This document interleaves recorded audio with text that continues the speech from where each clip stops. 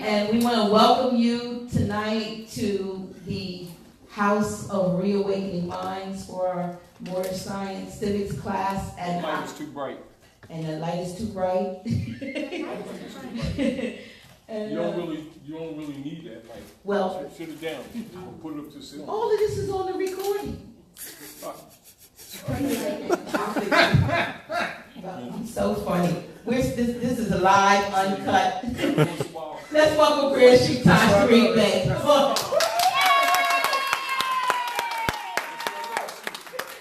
Come on, Morris. Yes, one of the things, give me the prophet's proclamation. There's multiple reasons why the subject matter tonight is importance of discernment. For those of you, anyway, welcome to the House of Reawakening Minds. For those of you, this predicated with the questions that we were, conversations that we were having earlier. So if anyone, because I'm going to be erasing this, so take a picture of this and study it later. This is important because as the people, thank you. Yeah, I want that too, but I want you to, did you copy them? Huh? You did? I did the other set. All right. And there's one more piece I gave you too. Yes. With Social Security. Mm-hmm. I'll make sure the Prime Minister has a copy, please. Okay. Oh, she already has them, but she ought the one with, oh, she has all this. She already has it. Yeah, never mind, she got it. Anyway, for all of you who do not can you stand up for a minute, Prime Minister? Prime Minister Tarik Bey.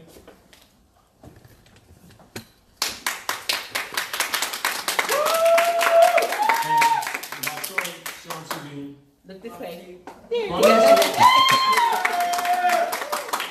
Minister Tarik Bey, years ago, you know, when I was going through my babysitter with Taji guy, it's my baby. And that's where I met her. And I didn't know that I had met her earlier, until later, because I used to cut her hair at the shop. Yeah. And, you know, fate is what it is. But she's the one who shared with me directly, although I had snippets, you know, because I always researched anyway. Because I used to be assistant minister in the Nation of Islam, you know, and she's the one that schooled me more directly and bluntly. Because, you know, as you travel and you would ask questions about Noble Drawley, about the Moorish movement among scholars, everybody would get zip with. They'd mention them and then get zip with. She gave me the literature, and of course, I said, because she told me to come to the temple, right? And I said, no, because I didn't want to deal no more crap. And I said, when I come in, I'm letting you know already, I'm coming in fighting. Yes. You remember that? Yeah. But anyway, this is the real bag. Yes. Prime Minister.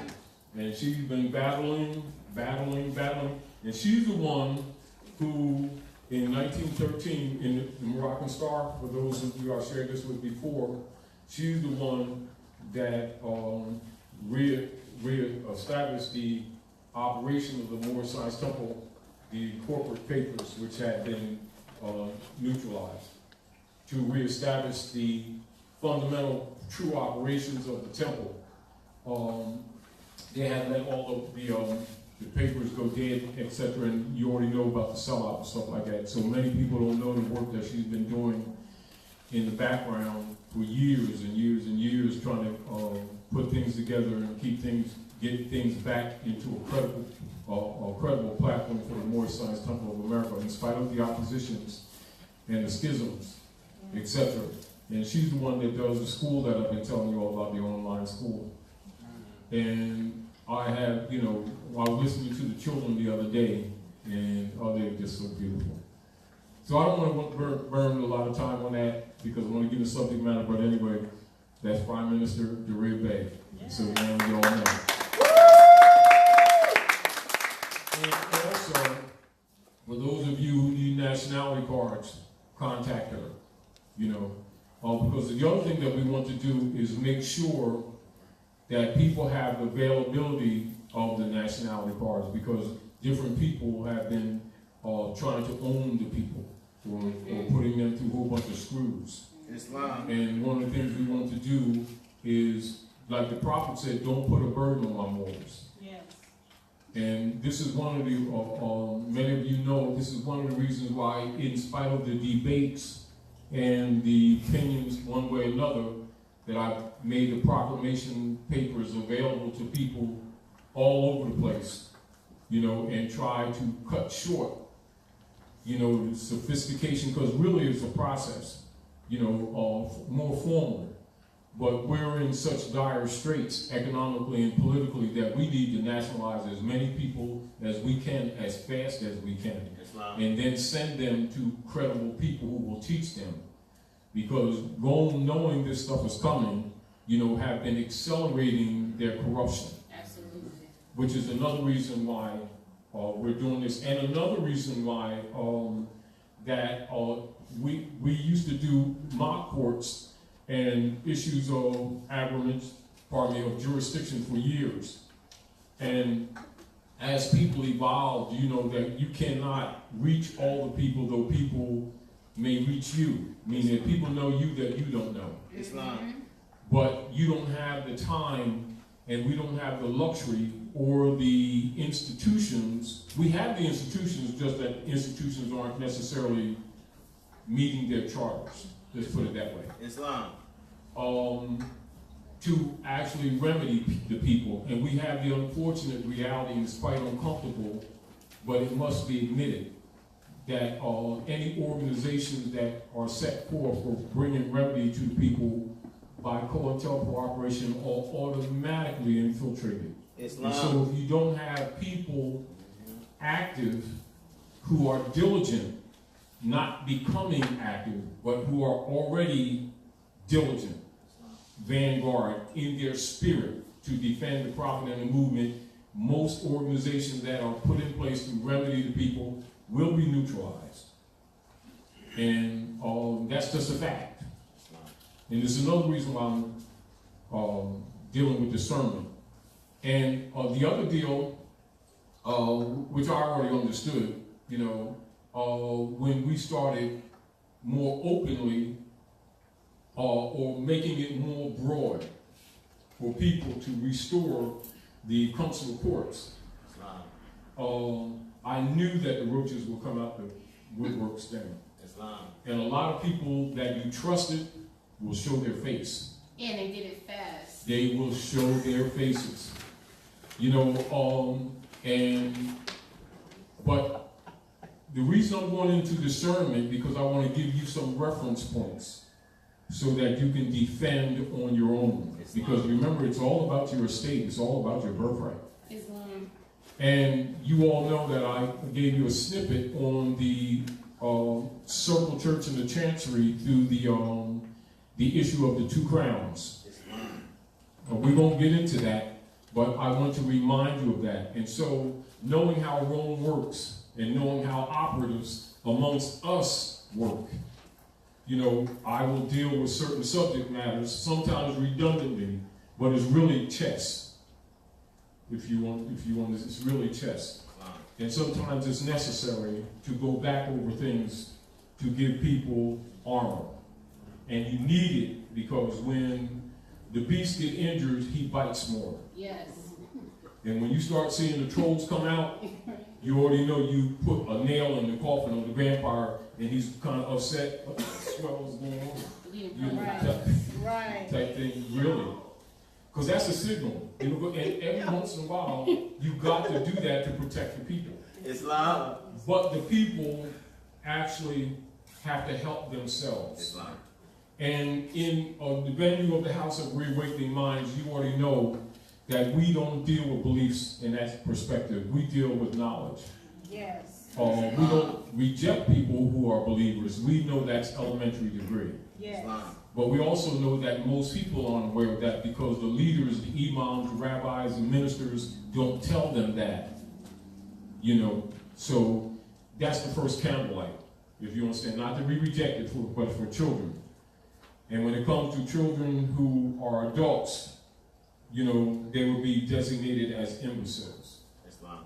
You know, and so we need to understand how sociology and social engineering works, and not be sensitive, but deal with reality in order to get our people more competent, because they absolutely need to be. And they need to be competent to a degree, for the most part, to be capable of defending their estate. And again, others being aware that they even got an estate. And people who have been abusing our people really don't want you talking in this area. Islam. Yeah. And one of the things I was talking about the other day is using the analysis of an octopus. You know, like if you're in the ocean and this giant octopus, we're in here swimming, we're stroking, doing our thing, you know, and all of a sudden people start going under and stuff, and you wonder what's up, and you see these tentacles coming up, and this octopus is grabbing everyone, and there's no way you can beat the octopus. You know, one thing you want to do is get people in a state of mind and training that when you go in there, you know, you carry your little spear and your little penknife. It ain't big, make sure it's sharp. You can't beat the octopus. But if everybody gets in the mentality of cutting the tentacle that's on you, after a while that head becomes vulnerable. Islam. Until that point, he's formidable, unbeatable, and like in the book of Daniel, in the Bible, you know, the legs of iron, feet of clay type thing. Islam. You know, chest of iron, that brass, that monster type thing. You know, you looking at his chest, you're going, bam, oh, they're really smart. You know, and if you're really smart, you just step on his toes. Islam. Because that's what the Bible's really telling you. Yeah. If the foundation is weak, do not get distracted by this big show. If you step on the foundation of a thing, its own weight will bring it down. This is why I always remind people to learn maxims of law, maxims of ethics, hermetic principles. They're universal. Once you get people to deal with principles, they themselves will purge themselves of their naivety. However, because the people have been trained in connotative linguistics, we also are socially engineered because we're social beings. And we've been groomed with connotative linguistics for so many generations, we have to remind each other. And so we're dealing with this subject, discernment. All right? All right. Now, in a conversation that we were having earlier, it is pertinent for us to remember that one of the keys to Rome's power is what you have been traditionally told, maybe in elementary school. They probably don't talk about it too much anymore, about the great Christian book burnings. That is a cover statement for this. For Index Librorum Expurgatorius and Index Librorum Prohibitorum. And as you already know, and we talked before, you know, essentially they're unum sanctum policies. And we've been over this before, but you need to be aware of this. And I was talking to a scholar actually early this afternoon before I came here, Brother Rob, and he teaches Hebrew etymology, stuff like that, and he does some of Abdullah's classes sometimes at PASET, at Temple University. And he's a researcher too. And I was having a conversation with Rob, and I was reminding him, you know, why I always, instead of calling the linear entries in dictionaries and lexicons, you know, definitions, I refer to the etymon only as definitions and the connotative entries as interjections and presentments. They're linguistic presentments. You know, and this is so that that you can learn early in scholarship to make that discernment. So to reinforce that, we're just going over this, all right? That is its reason. Now, again, let's go over this a little bit. And Shamsuddin, if you would scroll that, please sit there and be comfortable and stuff like that. And you need some popcorn and stuff. We got some stuff. Anyway, so importance of this of discernment. Now, discernment is a noun. Put it back up for a minute. Put it back down. Discernment is a noun, and is the act or process of discerning, exercising keenness, common sense, discrimination, and reason. Now, I would have gone a little further in this, but it'll become a book. So I just did this while I was sitting there, while you were waiting, because many of you, and because when we started schooling people, as people have been coming into this movement who have general scholarship on their own right, and if someone is intelligent and has any sense of scholarship or knows basic etymological principles, learning how to know, if you get the point, and fundamental reading skills, they can move with this information very quickly. And we do have that benefit now of people coming into Moorish Divine International Movement with their eyes already open. And it's not unexpected. You know, some people have talked to me. A couple of brothers had flew in from England when I was in Brooklyn at Nichols, was talking to me about some things that was current in general. And part of my conversation with them was this. Because they were looking at some of the stuff, you know, Shelley Moore, etc., and others who've been pushing the consular courts. Yeah. And, you know, they've been conscious for a few months, and they've been making headway. And what you have is jealous people because they're active and strong and passionate. They're learning, but they're intelligent. And I expected it anyway, you know. And so the trolls have been coming up, critiquing, oh, we don't need consular courts, and the prophet didn't say it, all this kind of stuff, the usual stuff. But it has more to do with jealousy and envy. But at the same time, you know, trolls do what they do, and they are trying to discourage people. Because what happens is, when the people really get into this, they're going to recognize, if they will study Act 1 of the Divine Constitutional Bylaws, that it relates to more than what they think it relates to, and that those persons who were put in power to make law and have breached their charge, and never been charged with breach, and yet a lot of Moorish Americans have been losing property, their homes, everything else, because of the wrong venue. And no one has been talking about consular court except Moors who come from the Round Table or the Great Seal Order. And for the most part, you know, it was in our circles.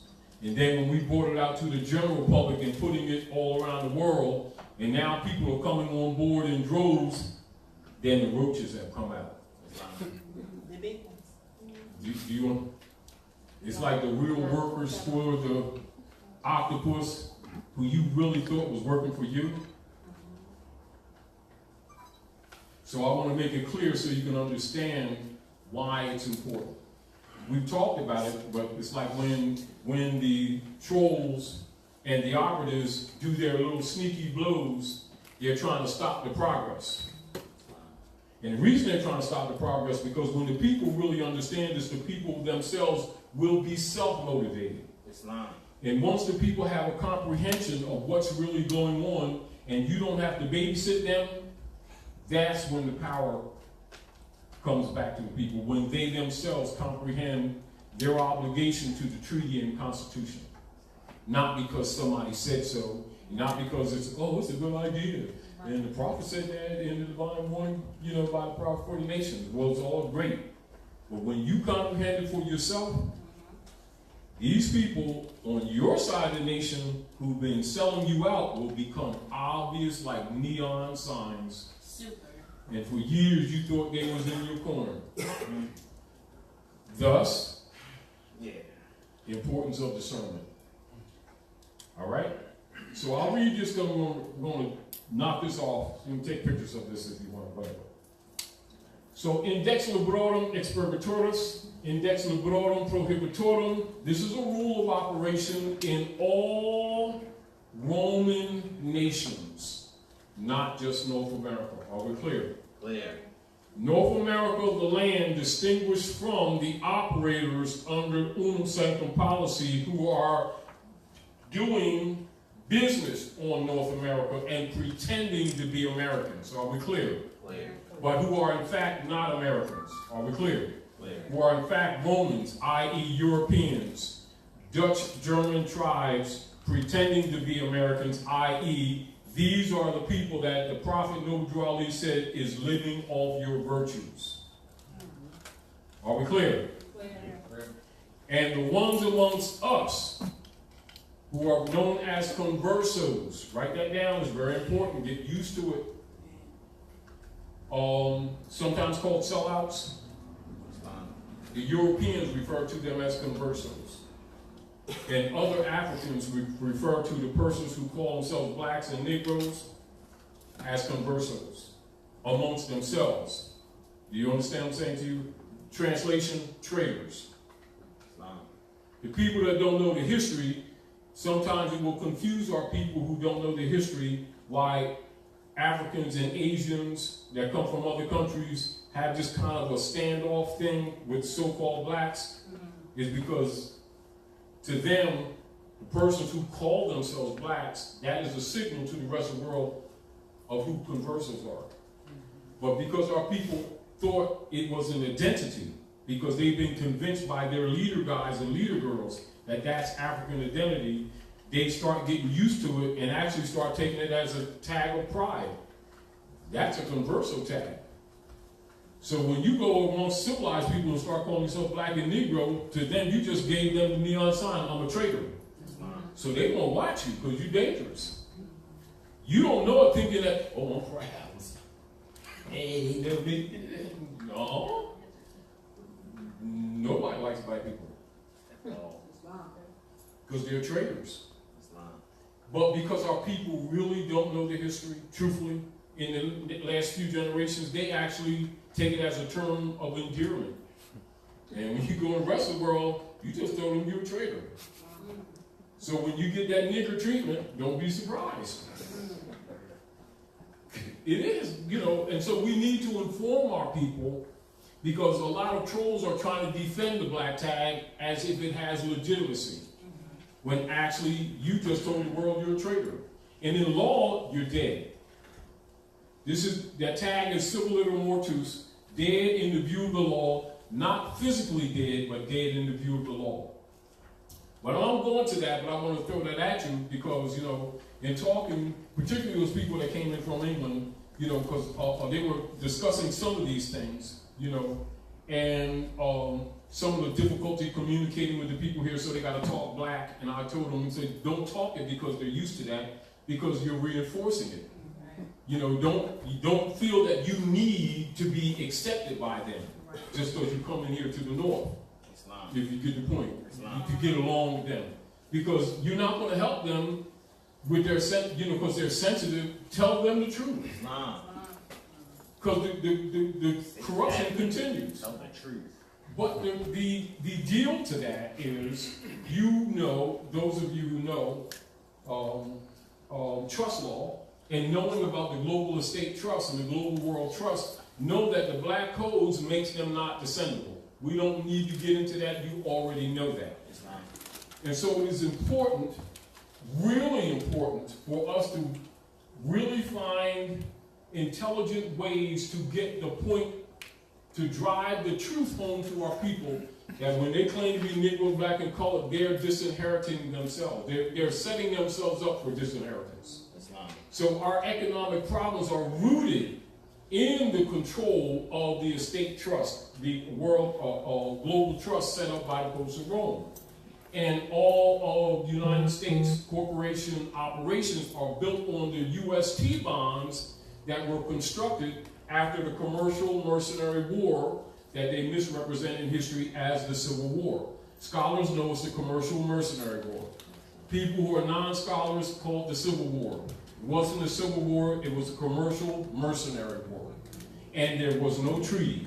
The Civil War, that they call the Civil War, which is a commercial, mercenary war, continues to this day its own separate policy. Islam.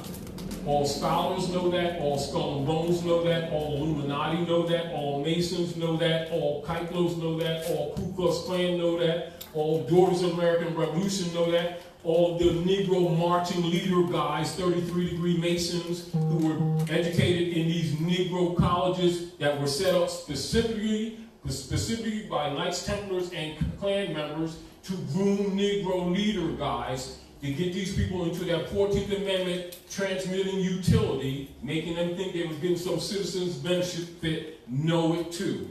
This is why when we start teaching this information, the trolls come out the woodworks. Islam.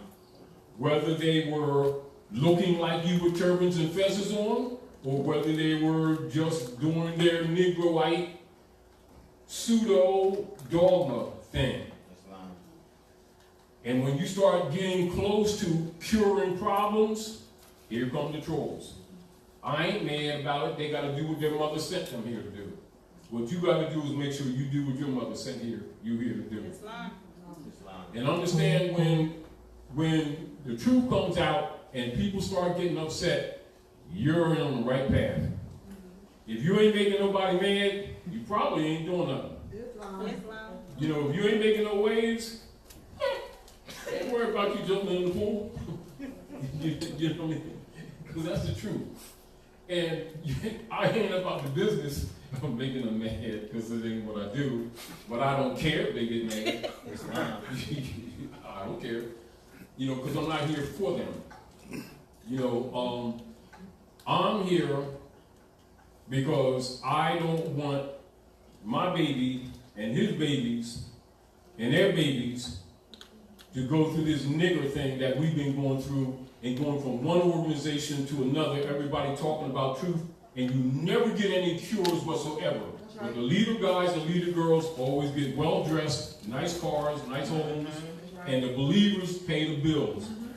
And before you know it, they ain't got no inheritance, and all of these people got these silk suits on, $3,000 suits. Yep. They go to the Bahamas with Jesus' half every year, pretending that God is broke, and the BS continues. And when you start telling real truth, nobody likes you all of a sudden.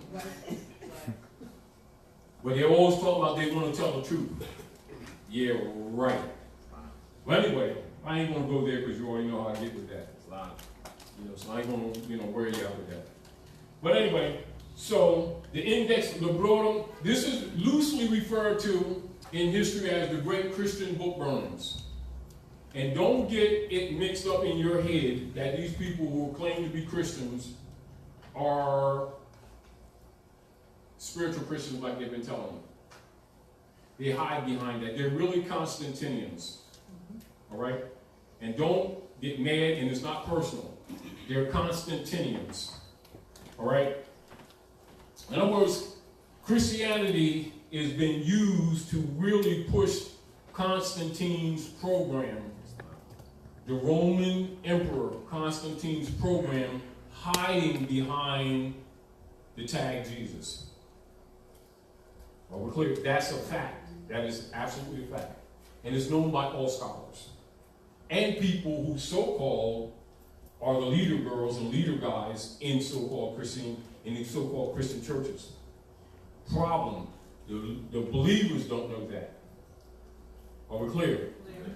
And for those of you who doubt what I'm saying, go to the Secret Treaty of Verona. You can congressional records, look at Article 3 yourself. Go, for those who you don't believe what I'm saying, go look up the Nicene Council, 325 AD and 781. You go look at their registry of their clergy papers and their state agents. And they can tell you whatever they want to tell you, and I ain't mad at them, they got to do what they got to do. But this love of Jesus thing, yeah, I don't love no Jesus. That's a front. That's to get you to get your guard down. When you get your guard down, they stick you. Starting here. Yes, they do. And if the one that they call Jesus walked in, he'd be the first one they lynched again. And most of them are really Khazarians and are claiming to be Jews and are not Jews. And that's a fact. So don't take it personal. It is not attack on people's belief. That is the fact. Get over it. Dump your ego and your emotions, and let's start fixing things for our babies. You know, because if you tell the truth, it's going to be uncomfortable. But if you don't tell the truth, don't talk about you trying to solve that problem. Because anybody that's not really willing to tell the truth about what's really going on is not trying to solve any problems. And what they should do is leave these people the hell alone. And stop taking their finances. And stop hiding behind gods, whether Allah, Jesus, Yahweh, anything else. If you ain't stopping no problems and really showing the people where the root of their problem is, you're either an operative, incompetent, both of which disqualifies them. Now that's just the truth. And I will present this to you as I always have. Don't accept what I'm saying. Take the time, do some study, and prove me wrong. Then come back and tell me some more of what I told you. And give me some more support. Do you understand? All right? Because we want to solve problems. We don't want you to, go home and, oh, well, he really said that. Oh, that was deep. That makes me want to make a peanut butter sandwich. Don't even go there. We want you to take this information, do research, cross-reference, learn how to cross-reference. We'll give you reference to certain books that will be restorational tools that you need. So don't just criticize them, critique us. And when you see us wrong, pull our coattail. Because that's why we're here at the House of Reawakening Minds. This venue is a venue for free thinkers. It's not a venue for people that are in a slave mentality. Are we clear? It's not a venue for believers. We're not rejecting believers. It's just not a venue for believers. It's a venue for scholars. It's a venue for scholarship. It's a venue for people to bring factual information. It's for people that are not scared to rock the boat and to sink it if necessary. Just make sure you got a life raft. Yes. Yeah. Anyway, so we're going to go with this. So y'all got this? Y'all got this? All right, we good. So this Index Librorum Prohibitorum is training via mind control, literary dissolution and destruction, and connotative linguistics deemed for controlling the narrative in general. Education for aboriginals and for the masses at large. That's essentially unum sanctum policy. So what our people have been calling prejudice and racism is the tags that are put out there to divert you from this. Are we clear? Clear. Understand, scholars know that this is what the problem is. But if they start arguing racism and their prejudice and they don't like the color of your skin and stuff, that sounds like a good argument. It's to divert you from what's really going on. So when you try to solve problems, you're not going to solve anything. Because unless you, in any engineering, whether you're dealing with mechanics, like if you're a car, a vehicle, problems in the house, electric, plumbing, troubleshooting, social engineering, linguistics, grammatication, orthology, etymology, if you don't deal with the science, you're not solving problems. We've got to get our people to start dealing with science and stop dealing with belief systems that don't work. Belief systems are designed for mind control. They do not confuse belief systems with spirituality. We're not condemning people who deal with belief systems. We're just letting you know the truth. It's for children and imbeciles. It's not. And rabbits. It is. It's not a negative, but it's for children. Toddlers. All right? And then when they become, young, what you would call teenagers or in puberty, then you take them into faith. And then when they become men and women, they leave faith and go into fruition. Are we clear? Clear. And in the fruition degree, this is where your imams, rabbis, PhDs, scholars, i.e. sons that master the knowledge of mothers, called masons, mother's sons, Islam. get their degrees that run the world. Are we clear? Clear. So when you come to a venue like this, we expose what the priesthood knows so that the priesthood can't rape you. That's why the trolls come out when we start talking. Islam. Do you understand? Because what happens is, most of the people's eyes are on that Europeans. Your eyes ain't on other brothers and sisters with turbans and fezzes on, and Negro martyr guys who, once you start rolling this information out, you know, it's like pulling the cover off of something. After a while, you start, dang, that was only around all this time? Damn, Negro whites. And they running over there. That's them trolls. Because they've been working for that European all the while. So when you see them Negro whites with the turbans and feathers on start talking trash, when you start talking the real knowledge, why? Because when you uncover the feudal law operations of the Roman courier operatives, the first tentacles that you start seeing is their Negro overseers. That's why those Negro overseers with turbans and feathers on start yapping. They can't call it a lie. They say it's confusion. Prophet didn't say that. You hear what I'm saying? Oh my God. Mm-hmm. Oh my God. So anyway, I just want to bring that up to your attention. So let's go into this. Discernment. Now, it is the act or process of discerning, exercising keenness, common sense, discrimination, and reason. Are we clear? Now, when you're dealing with, you know, like say for instance, if you're digging up old artifacts, or if some vessel that people aren't familiar with happens to crash in the desert, which kind of spoils things for the people who are ruling, because they can't let the public know about this stuff because it'll kill the whole God game that they've been playing on people forever. Are we clear? Which is the reason why they really don't want people to know about other dimensions and other world beings. Are we clear? Because the masses don't know that the whole God game that's been operating on the planet, for the most part, is a total fraud. Yes. Not a little bit, total fraud. The only proof of your making is your mama. Get over it. And any brother talking stuff, say, because I'm the priest of the Gnosticism of the divineness of the ancient African Egyptian stuff. Pull up your shirt, you got a belly button, get over yourself. Islam.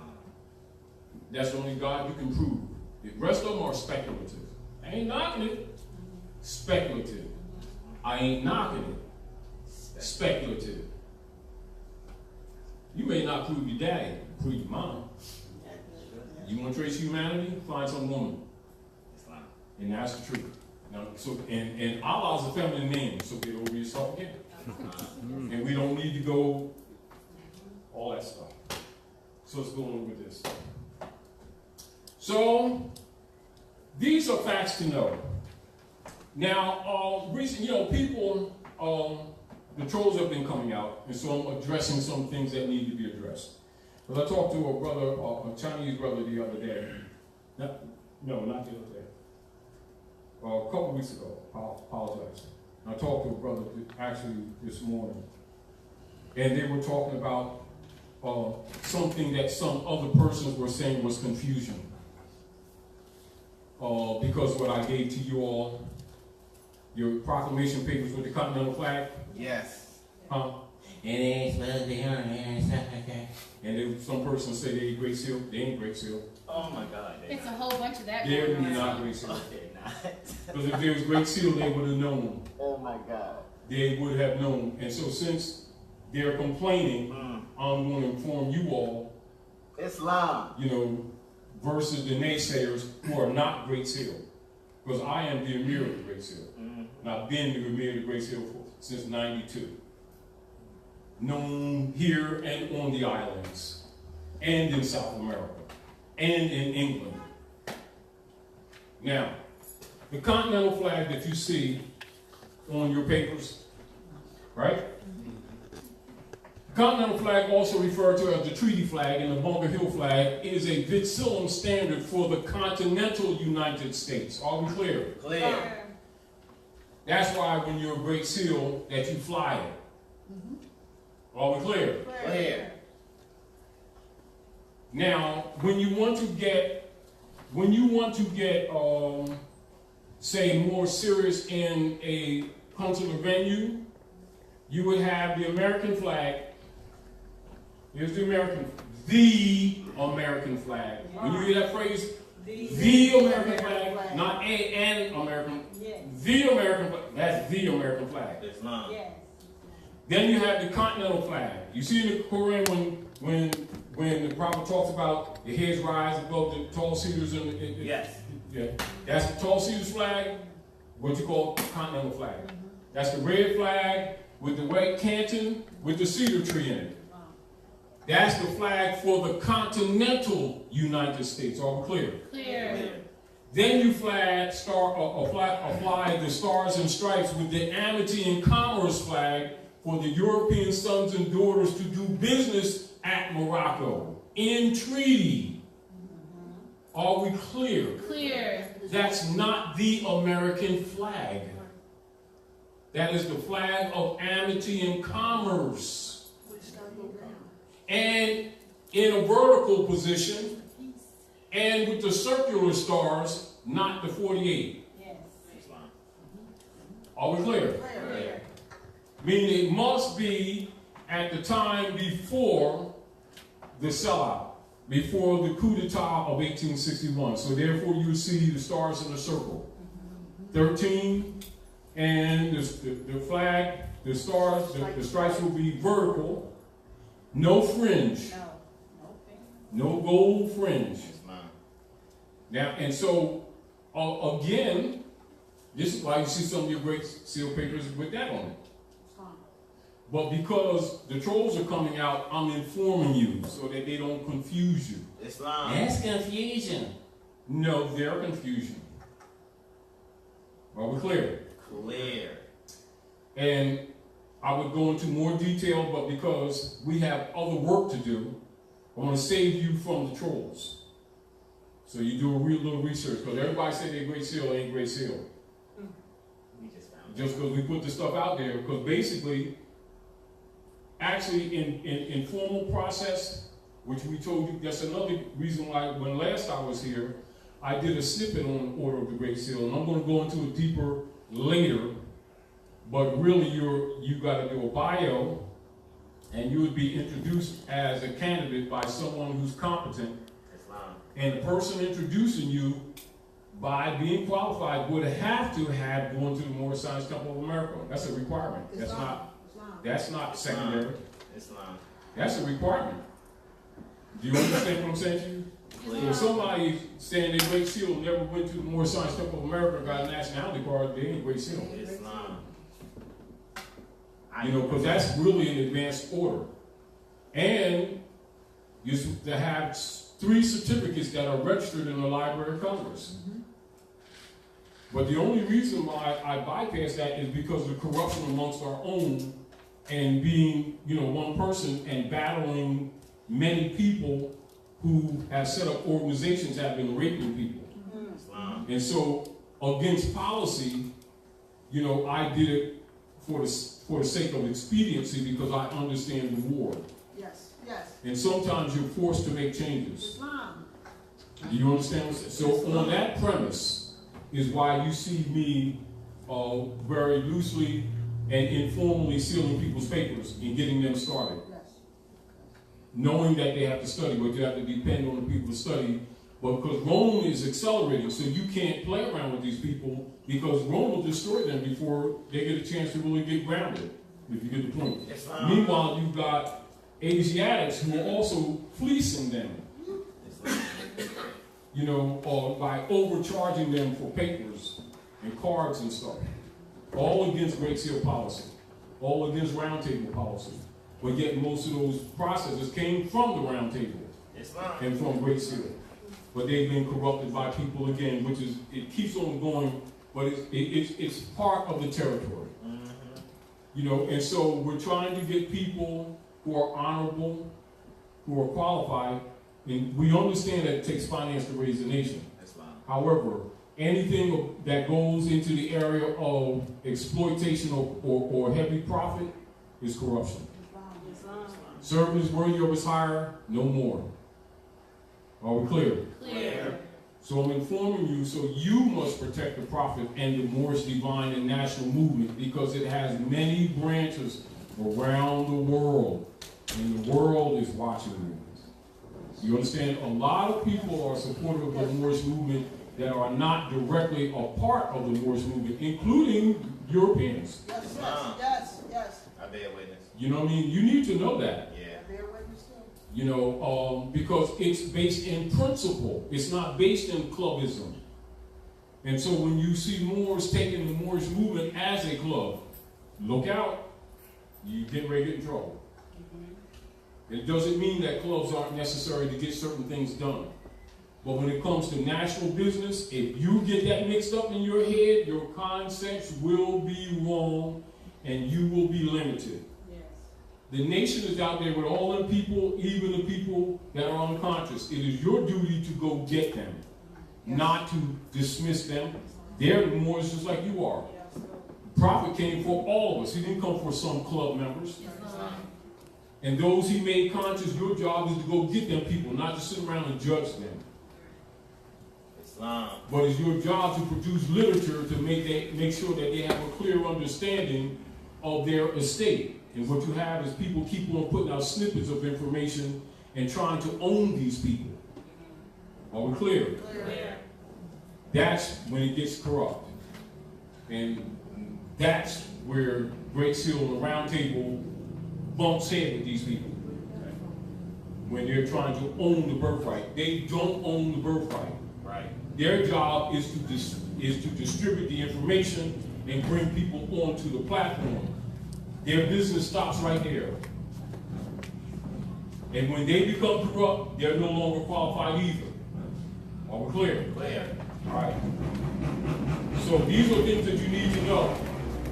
So the continental flag, also referred to as the treaty flag and the Bunker Hill flag, is a vexillum standard for the continental United States and is by right and by constitutional principle under the plenary complete control of the living sentient people, the so-called birthright American nationals. And by constitutional and treaty allegiance, the naturalized American state citizens. Are we clear? Clear. All right. That's when you see the Moorish American flag and the stars and stripes. Are we clear? Clear. Those are two different people. These are nationals. They're people of land. Moors. Right? Yes. American state citizens are predominantly European sons and daughters who are naturalized under the Naturalization Act, who are maintaining the honor and the integrity and the support of the Constitution for the United States and all treaties made under the United States, which are the supreme law of the land, which Prophet Noble told us to support and to enforce, which is at the heart of the Moorish movement. And those who are enemies of the Prophet are the trolls who come out talking about we shouldn't be talking this stuff. That's how you can tell who the trolls really are and who the operators are. They speak Noble Ali's name. One size Temple of America. Ain't no peanut butter sandwiches and popcorn to go with it. Praise the Lord. And then they're against constitutional enforcement and against those who are doing this work. They just expose themselves. It's again why you must learn discernment. Are we clear? Clear. I'm not going to get into it. I suggest you all read the Divine Warning by the Prophet for the Nation, do a critical analysis of it, use your yellow pencil, your yellow marker, analyze it, do a book report, and do historic leaders, Moorish leaders, Message to America. Yes. Those two. You can go to the rest of them, but those two, and tell you everything about the Moorish movement. And you will see that the heart of the Moorish movement is the enforcement of that Constitution. And if somebody claimed to be the Moorish movement, Moorish Science Temple, from Noble Drew Ali, and they've never dealt with constitutional instruction, I don't have to tell you anything. Read the prophet's literature. He tells you. This is also why he did the, remember I told you all I was going to share with you all the letter from the prophet Noble Drew Ali? This is what people keep saying that they love the prophet. Say, Taj, you got him out there? Probably didn't say that. Probably didn't make him bad sandwiches and stuff. You know all that stuff, right? Talk all that trash. Now, this prophet Noble Drew Ali, now this is what all the grand chiefs and assistant grand chiefs and the trolls that they actually send trolls out so that they don't come out themselves. So they got guys that they talk to, and the guys do the dirty work for them. Islam. It's funny. I laugh because I already know the deal. But you won't see them reading this. Now, for those in the Moorish Science Temple of America, in the Moorish Temple of Science, because a couple of those Moorish temples of science have still been maintained. The last one was by Grand Sheik in Newark, New Jersey, where the prophet founded the movement. And a couple others, but for the most part, most of them are now Moorish Science Temple of America under the incorporated venue, where the Moorish Temple of Science was unincorporated. But you already know the prophet adopted a religious affidavit to protect the movement from the sellouts and the infiltrators. All right, and if those of you who've done research in Hurd's law and understand governmental principles know that really Islam is law, order, and governmental principles. It's really a government. You know, it's not a belief system, it's really a government. But you know, when the prophet registered the Moorish Holy Temple as Moorish Holy Temple of Science as a civic organization in 1926, you know, you'll see in the documents, and you can see it in the microfilm. They will lie and say Drew Ali didn't teach civics. They lie on him every day. They get away with it. But again, you must be informed in order to understand where your defenses must be. Don't believe Taji guy. You go study, go to Chicago, which I went to Chicago. I went into the microfilm. Yep. I went to the library, into the microfilms. I was bringing up newspapers from the era. You know, so when I speak from research. You know, I might have some personal opinions, but I put my personal opinions aside and I deal with facts when I deal with you all. But I will give you reference so that you can prove me a liar if you can, and then come back in school and share more information. That way we all grow. But what you will do, if you keep coming here, is lose your naivety. Because we're naive. Moorish Science Temple of America, Home Office, 3603 Indiana Avenue. Noble Drew Ali, founder. Chicago, Illinois, January 18, 1929. A few months after this, he veiled his form. You get the point? All right, man. To be proclaimed in every meeting. So in the Moorish Science Temple of America, the prophet's instruction that this be read before every meeting. Yep. And you will discover operatives that really don't like Noble Drew Ali but pretend to do. They ain't touching this. Now, the prophet said for this to be read, not Taji guy. When I published this in the newspaper in 201, people I didn't know that hated me, hate Taji guy. You know, I thought Santa Claus didn't bring me nothing because he thought I was colored. I ain't colored. But I thought Santa Claus never brought me a bike because, you know, he wasn't down with Taji guy. Same thing with these grand governors and grand chiefs in the Moorish Science Temple of America. So since they like to keep sending their trolls out, let's talk about their obligations that they haven't been meeting. Yes. Discernment, you all. Yes. To be proclaimed in every meeting. Dear brother, Islam. This is the prophet, Noble Drew Ali, a direct letter from the prophet. I'm glad to know that I have a few faithful Moors among you all.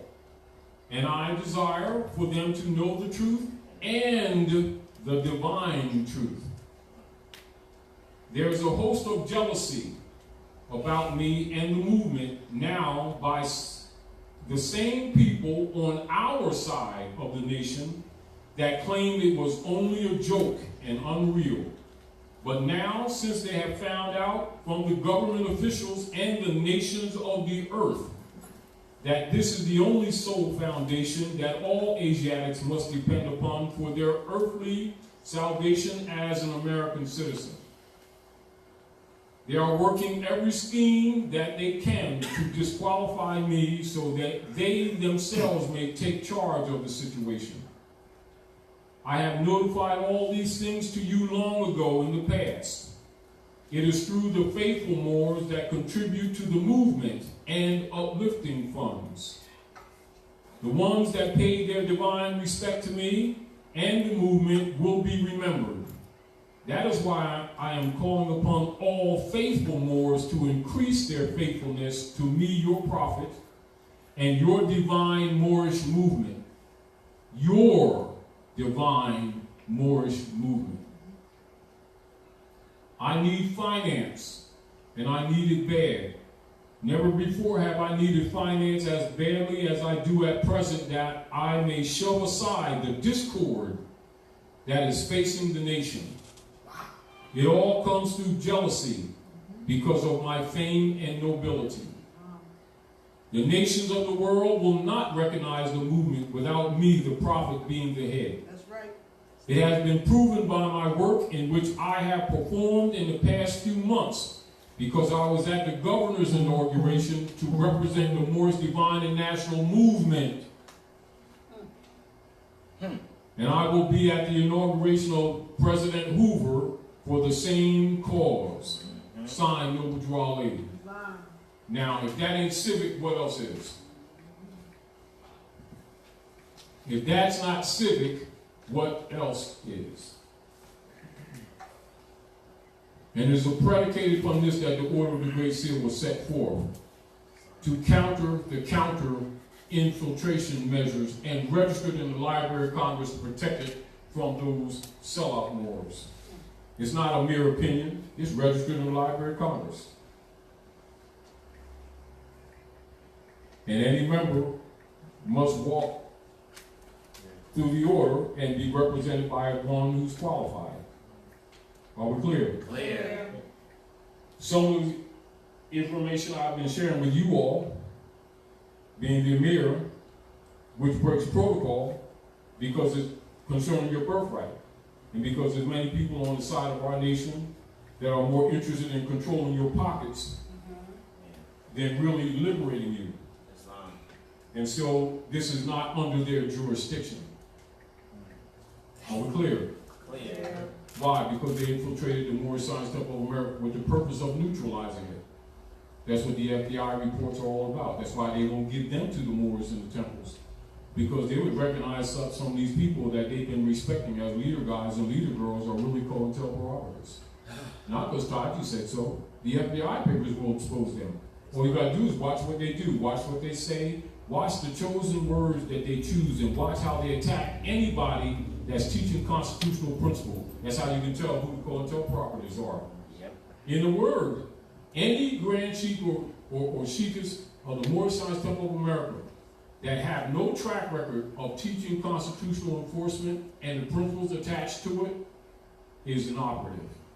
And I said it, and I ain't taking it back. Islam. Islam, peace and love. Peace. So I was reading lesson book 14, and just on the consular court issue or subject, we'll say, I just was under the impression that they're not for us because this is our land. So Of course.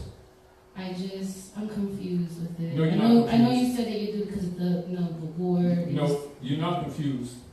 What it is, when you look at the politics and you look at not just what Eisenhower did with suspending consular court.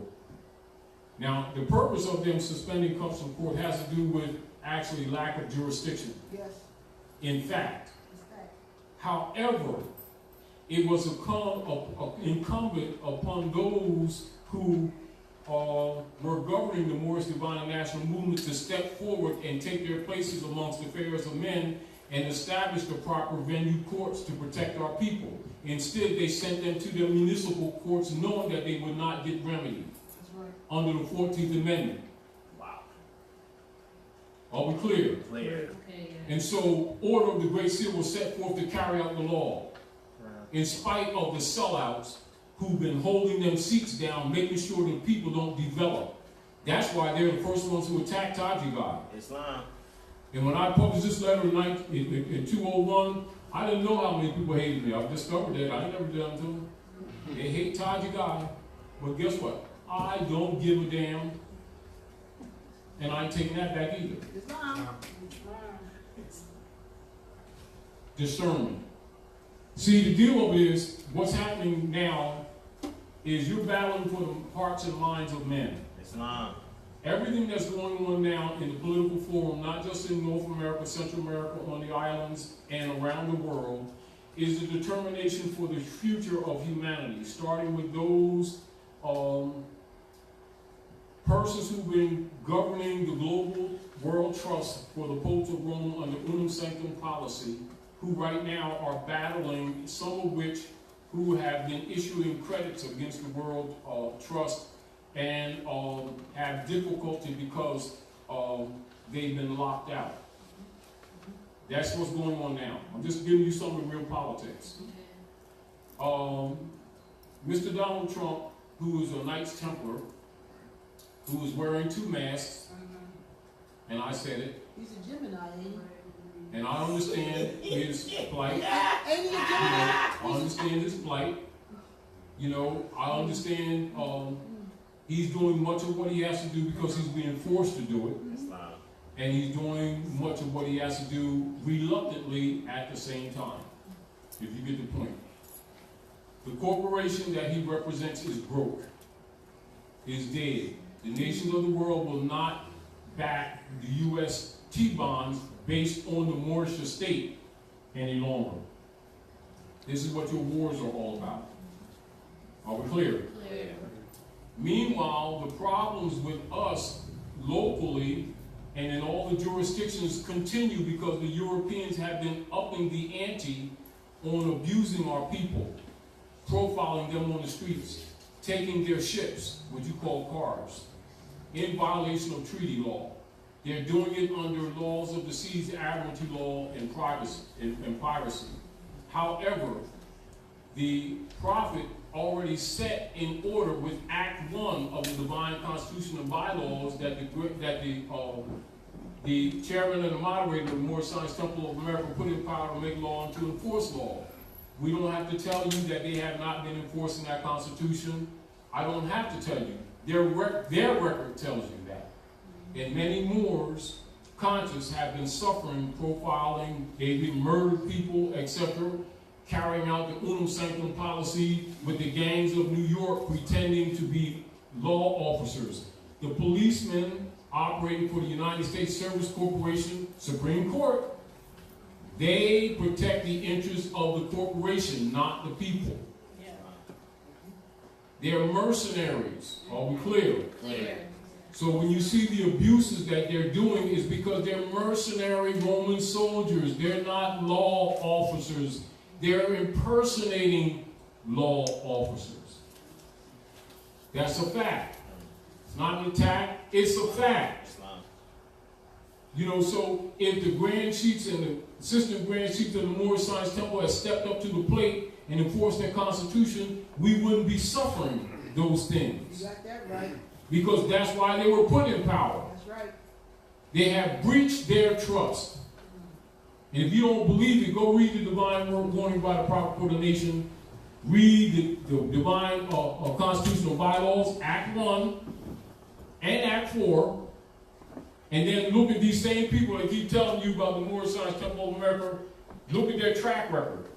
Don't listen to what they say. See if they have a track record of protecting these people's properties when these banksters, which are members of the Circle Church, of the Crown Temple in London, been foreclosing on people's houses.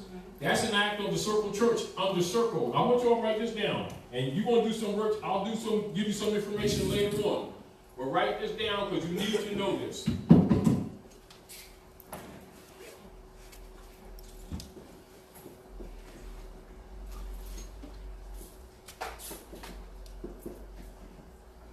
What do you all know about that? Raise your hands. What do you know about the circle? No. What do you know about circle? No probably say the Europeans living off your virtues. What do you know about circle? Can you read the Act 1 of the Divine Constitutional Bylaws, please? Give her the mic. Go ahead. Divine Constitutional Bylaws. Divine Constitutional Bylaws of the Moorish Science Temple of America. Please read Act 1. Act 1. The Grand Sheik and the Chairman of the Moorish Science Temple of America, or the Moorish Holy Temple of Science, is in power to make law and enforce laws with the assistance of the Prophet and the grand body of the Moorish Holy Temple of Science. The Assistant Grand Sheik is to assist the Grand Sheik in all affairs, if he lives according to love, truth, peace, freedom, and justice, and it is known before the members of the Moorish Science Temple of America. Can you read the paragraph in the Divine Warning by the Prophet for the Nations, where he says, help me in my great missionary work to bring my people back into the constitutional fold of government and enforcing the Constitution for the United States of America? What one did you say? In the Divine Warning by the Prophet for the Nations. I want to show you some comparatives. And these are things that, you know, because some of this stuff we're doing ad hoc because we're countering the trolls. Because they're getting YouTube points. This is so funny. But you know, they gotta do what they gotta do. You know, that's how they get their bread, they get their sandwiches. So but the deal of it is people who are just waking up, what they're trying to do is shut them down before they become strong enough. You know, like new trees. You know how like a new tree, you gotta protect it from the deer, so you wrap the bark. And then you brace it so it grows straight. Same principle. And that's what this is about. You know, because they know they can't get people who are grounded. But because the Moorish Divine and National movement on the planet is moving so fast that they're trying to slow it down. They did slow it down, but what's happening is accelerating again. And people are coming on board, not just in North America, but all around the world in droves. Problem that they don't have enough honorable teachers. And logically, you can't, you know, deal with everybody. You can do the best you can with the time that you have. So the best thing you can do is give them principles so that they can, you know, work on their own. And then get in little study groups based on principles and develop themselves so they can separate the wheat from the chaff. So they can separate the BS, you know, from the facts. And get competent quickly because they need to, because the European is liquidating people's estates as fast as they can. So anybody got a mortgage, they're going to try to take your house to back their private debt. So we don't need to go into adverse claim, right of reversion of estate. We've been through that quite a bit. But we need you to have a consciousness of this so that you can have a defense for yourself, since those who were charged to enforce the law have not done so and clearly aren't willing to do so. Therefore, you need active Moors that are together and active in order to set up a defense system. Again, the Consular Court is a venue where we can bring people, groom them, qualify them, and you're going to start making claims and orders from the legitimate court venue, all right? And you're going to start calling them Europeans to court instead of them summoning you to their private courts. Are we clear? Right. And then after you read that, how quickly can you find it? We got it. All right, go ahead. Read. Thank you very much. All right. Divine warning by the prophet for the nations. The citizens of all free national governments, according to their free national constitution, are all of one family, bearing one free national name. Those who fail to recognize the free national name of their constitutional government are classed as undesirables and are subject to all inferior names and abuses and mistreatments that the citizens care to bestow upon them. And it is a sin for any group of people to violate the national constitutional laws of a free national government and cling to the names and the principles that delude to slavery. Continue. I'm going to read the whole thing. Just read the whole thing. If you believe it. Go ahead. I, the prophet, was prepared by the great God Allah to warn my people to repent from their sinful ways or ignorant ways and go back to that state of mind of their forefathers, divine and national principles, that they will be law abiders and receive their divine right as citizens according to the free national constitution that was prepared for all free national. Stay in the mic. Stay in the mic. Beings.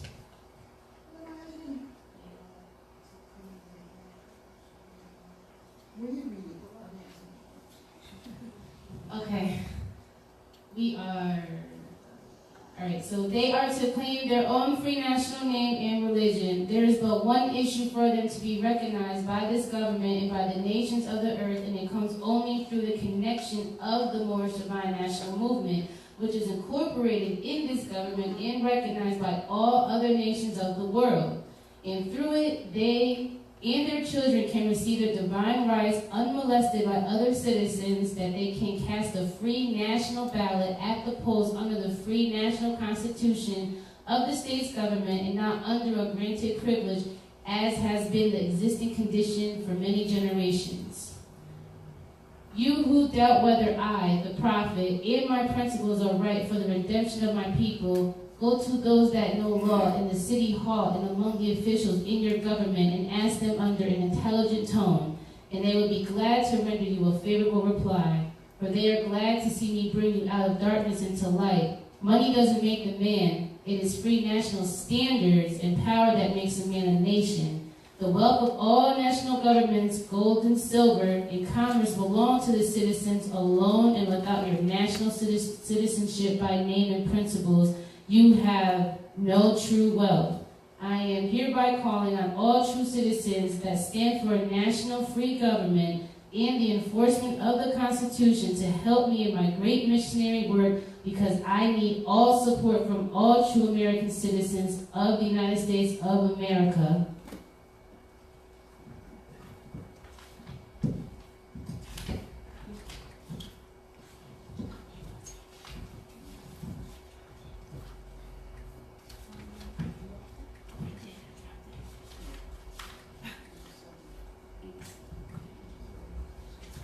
1 second. 2 seconds.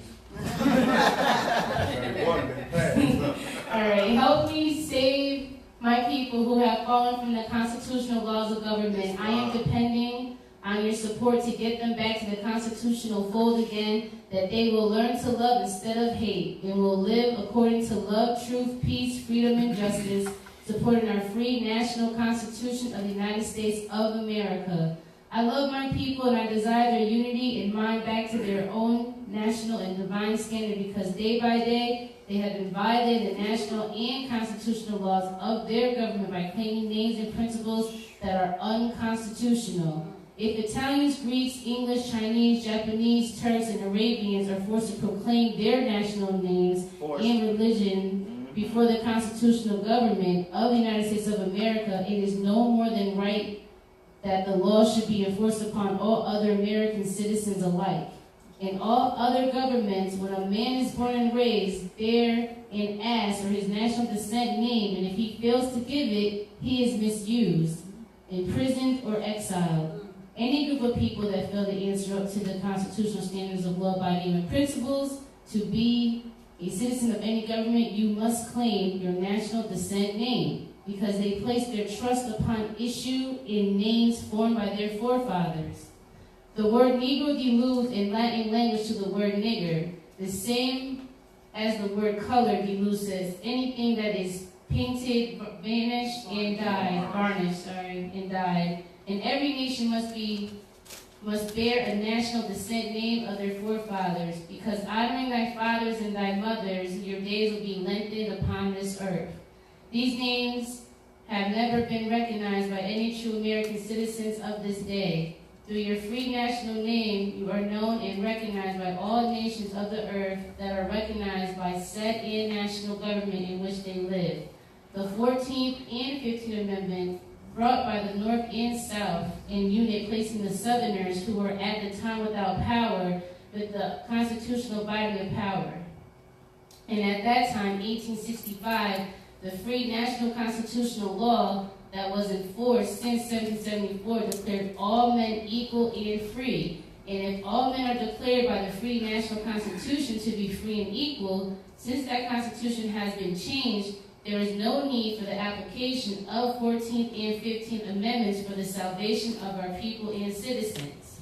So, there isn't but one supreme issue for my people to use to redeem that which was lost, and that is through the above statements.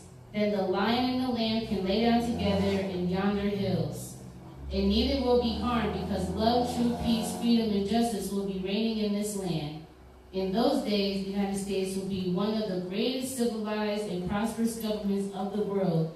But if the above principles are not carried out by the citizens and my people in this government, the worst is yet to come, because the great God of the universe is not pleased with the works that are being performed in North America by my people. And this great sin must be removed from the land to save it from the enormous earthquakes, disease, etc.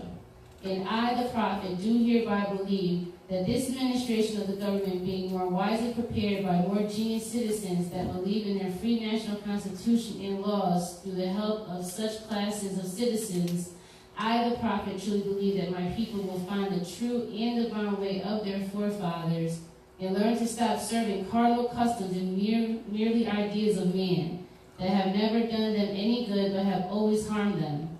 So I, the prophet, am hereby calling aloud with a divine plea to all American citizens to help me remove this great sin which has been committed and is being practiced by my people in the United States of America, because they know it is not the true and divine way, and without understanding they have fallen from the true light into utter darkness of sin, and there is not a nation on earth today that will recognize them socially, religiously, politically, or economically, etc.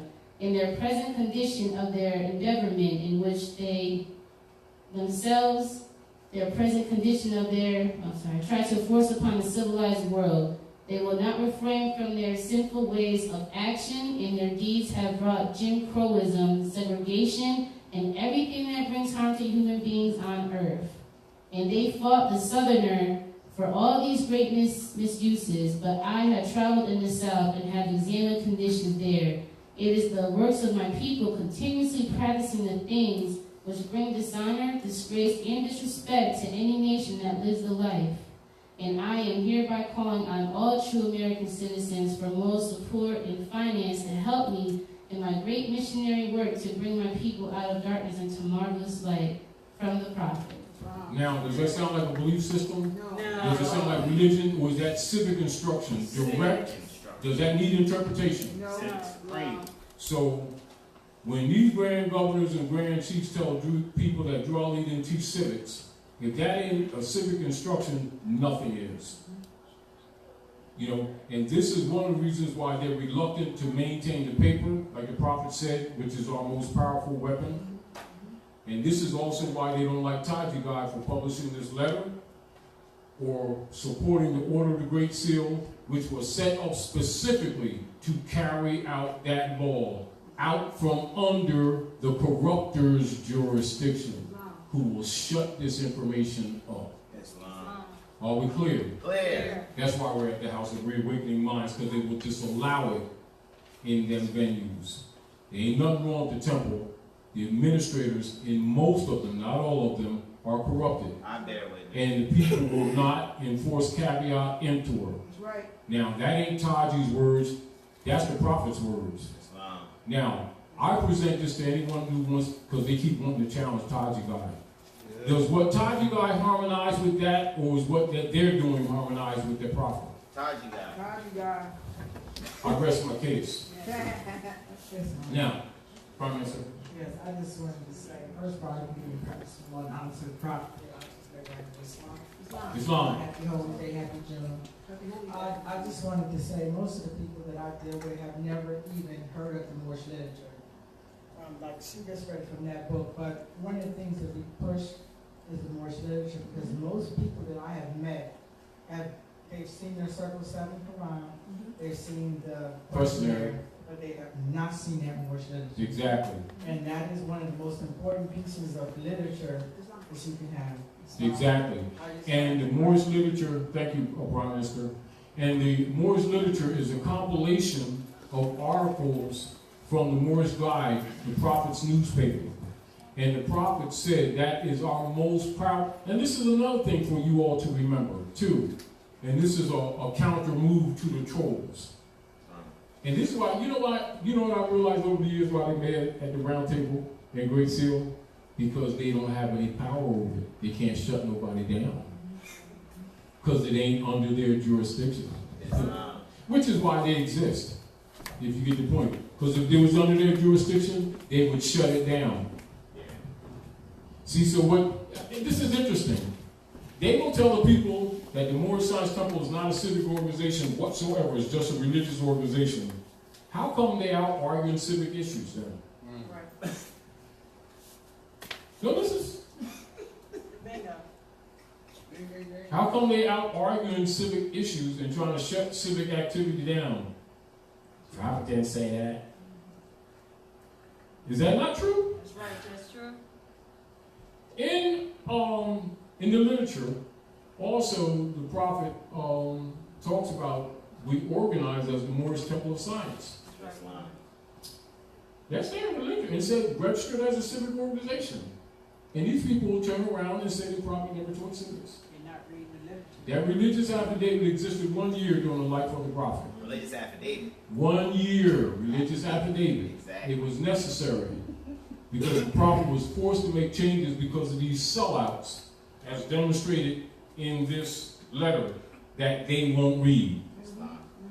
Discernment, y'all. Yep. Discernment. Don't believe me, study. This is why we tell people to study. Now, one of the other interesting things, when you go back to the state of mind of your ancient mothers and fathers, and you know how the prophet said the Europeans living off your virtues, of course, the prophet come to you where you are. He knows our people would run if you just tell them the truth. So he comes where they are, and then he sets chambers or degrees for you to develop where you need to be. Once you go back to the state of mind of your ancient mothers and fathers, what are you going to discover? You're going to discover the neutralization of the Constitution that he told you to enforce, right? And then he says, if you don't believe that the program that he has for the redemption of the people and citizens is right or correct, go to those who know law. He told you that. Yep. What these grand governors say, Drawley ain't teach no law. He's a lawman. That's right. A general, too. You understand what I'm saying? Now you understand why the Great Seal exists? Islam. Why we teach constitutional enforcement? It's the Moorish divine and national movement. Did Drawley say the word recognize you? He said by the Moorish Science Temple of America, the Moorish divine and national movement. Yes. Why? Because that's worldwide. It's for humanity. It's for the nations, not just the Moorish nation. That's right. The cause. So get over it, trolls. This stuff ain't working. Islam. And so what we're doing, we're doing our best to give the people tools. Because the people don't need to believe Taj God. There's the prophet's words. Now I want you to read, can you read this? Historical, Moorish leaders, historical message to America. And then I want you to read Article 3 of the Constitution for the United States in its entirety, because we're going to go into discernment ad hoc. Go ahead. Can you help her out? Yes. Go ahead, sis. Go ahead, sis. Hi, I'm new to this. Just get the mic, please. Hi, I'm new to this. So I was a little confused because I was reading also material regarding, authentication of birth certificate, authentication of your birth certificate and being private. So what is the difference between just that and going private and then nationalism? I didn't, All right. Now, that's why you need to know history. Okay. Now, so we're talking discernment, and I'm glad you brought that up. Yeah. Now, what is the issue with the birth certificate in the first place that people need to authenticate it? They said it's a bond, so you. No, not what they say. What do you say? The authentic, so you won't, I'm not a strong man. I'm, not a corporation. I want to, live in person. Now, let me present this to you. Yeah. I'm just going to give you food for thought. Mm-hmm. I'm not dismissing. I'm giving you food for thought. Do you know what authentication means? Well, The word. not really. You should. No. And, I have some no. material. I want you to see, because you're going to teach baby girl. Okay. Because if you do something, she's going to look at you. That's right. And try to think, even though she's about 9, right, or somewhere around Just turn 10. 10, well, you almost, anyway, she's going to look at you.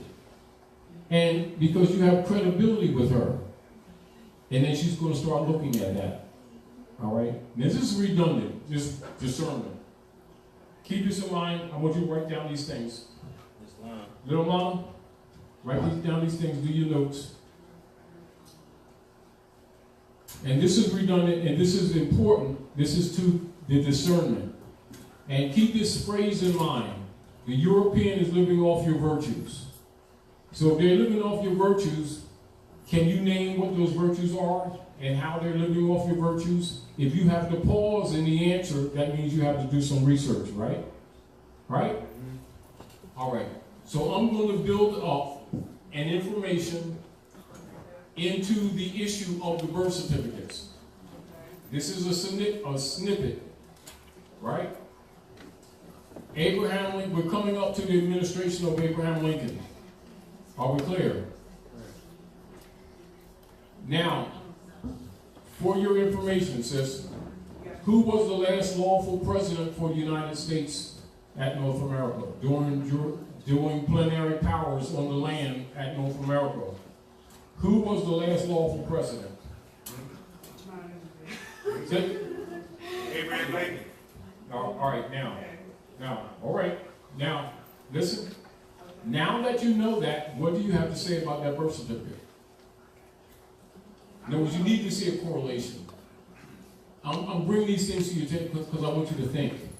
See, because we need to know why we do certain things and why certain things are presented to you to do, not just do things.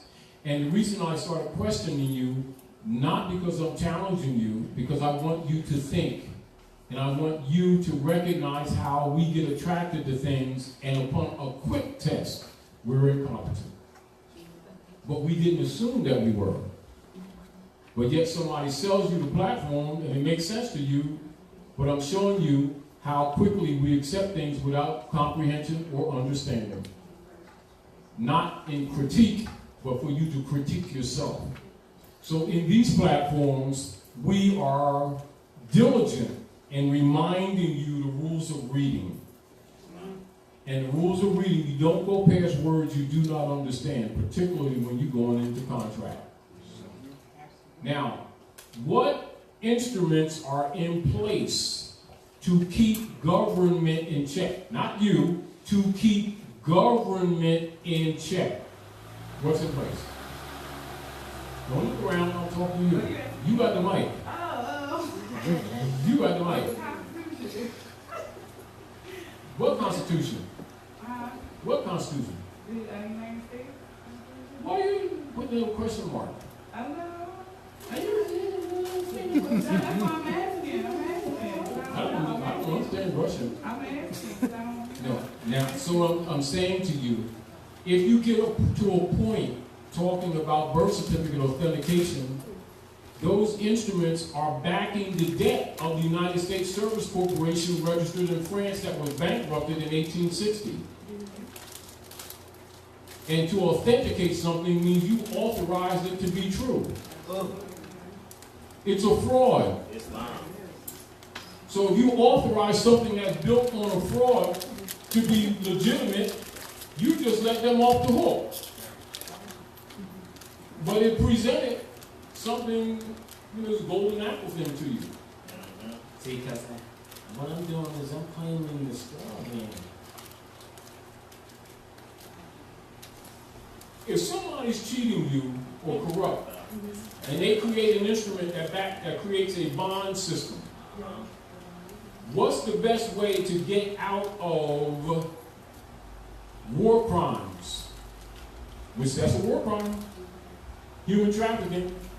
Get the person whose name sounds like that you created a private bond system and security that they have no power to control. It is used as a routing number with the Circle Church and the Chancery of London in the secret treaty of Verona for access to resources that belong to the descendants of the world's largest estate. Now you're getting caught because nations of the earth are dumping them bombs. So if you can get the person that you attach it to, but who don't really have a benefit, never did, to authenticate it, can they sue you in the future for reparations? No. Use common sense. That's why they put it out there. And if you were thinking, you would recognize it. This is why people need to know law and history. Because it all sounds beautiful. They do nothing for the benefit of the people. They're in place to rob you. That's right. To injure you, not to help you. They're in business to live off your virtues. All right, snippet. Back to point. Abraham Lincoln, who was the last lawful president for the Republic. Are we clear? Clear. Could not legitimately hold office of the United States for the Republic because it's against fatwa, because the Constitution for the United States comes from Muslim law, which also the constitutional lawyer and instructor and prater for the United States Service Corporation named Barack H. Obama exposed that to the world, because clearly your leader guys haven't been telling you the truth. And so he did his job, his appointment, and he showed you the true American flag. Publicly. Yes. Told you that the American Constitution comes from Muslim law.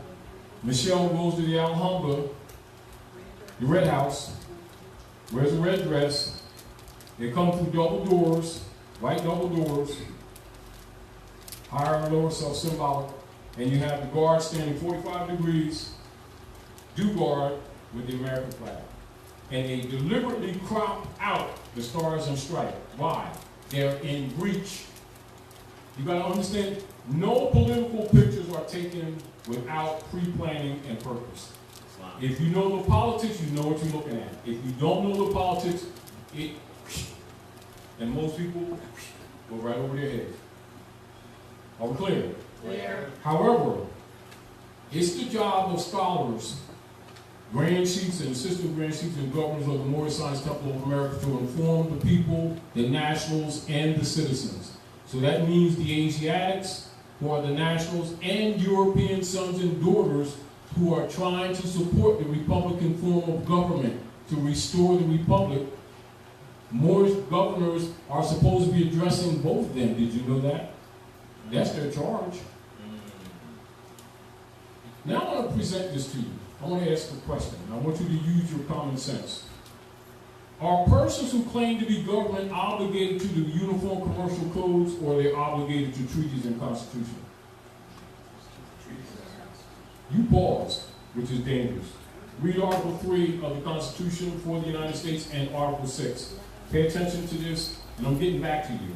So hold me to this. Tell old mama take notes. You know, because if she gets it, when she gets it, you know, y'all can talk. And I'm appreciative and glad that you keep bringing her, because she's not out there in the work world yet, and so she's not compromised too much. When she's in the work world, most of them get compromised. You get the point? So they have a mental block, because they know that Rome will take things from you for getting conscious. Rome don't like conscious people. Neither do their Negro helper guys. Go ahead, read Article 3 of the Constitution for the United States and Article 6. Read them distinctly and very clearly. Okay. Article 3, Section 1, the judicial branch. The judicial power of the United States shall be vested in one Supreme Court, and in such inferior courts as the Congress may from time to time ordain and establish. The judges, both of the Supreme and inferior courts, shall hold their offices during good behavior and shall at stated times receive for their services a compensation which shall not be diminished during their continuance in office. Section 2, Part 1. The judicial power shall extend to all cases in law and equity arising under this Constitution, the laws of the United States, and treaties made or which shall be made under their authority, to all cases affecting ambassadors, other public ministers, and consuls, to all cases of admiralty and maritime jurisdiction, to controversies to which the United States shall be a party, to controversies between two or more states, between a state and citizens of another state. Note, changed by 11th Amendment between citizens of different states. Okay. No, no, stop the interjection. Okay. See why we have to clean, see why we have to produce literature? Yes. That's not in that Constitution.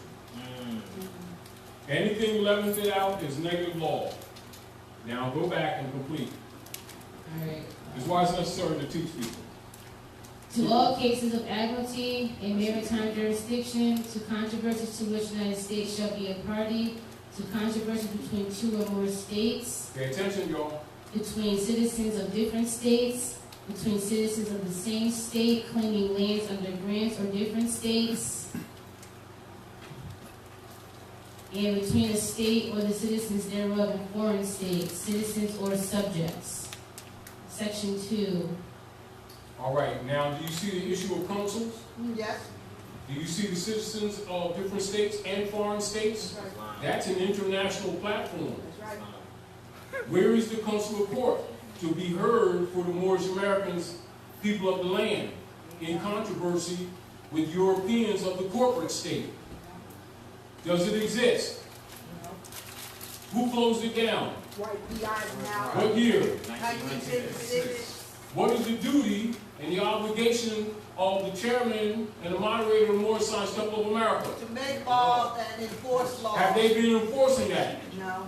So therefore the Moors have not been enforcing that Constitution and suffering for it happening. Yes. Now you see why you're doing what you're doing? See why them governors are upset with Taji Guy? You know why they can't shut Taji Guy up?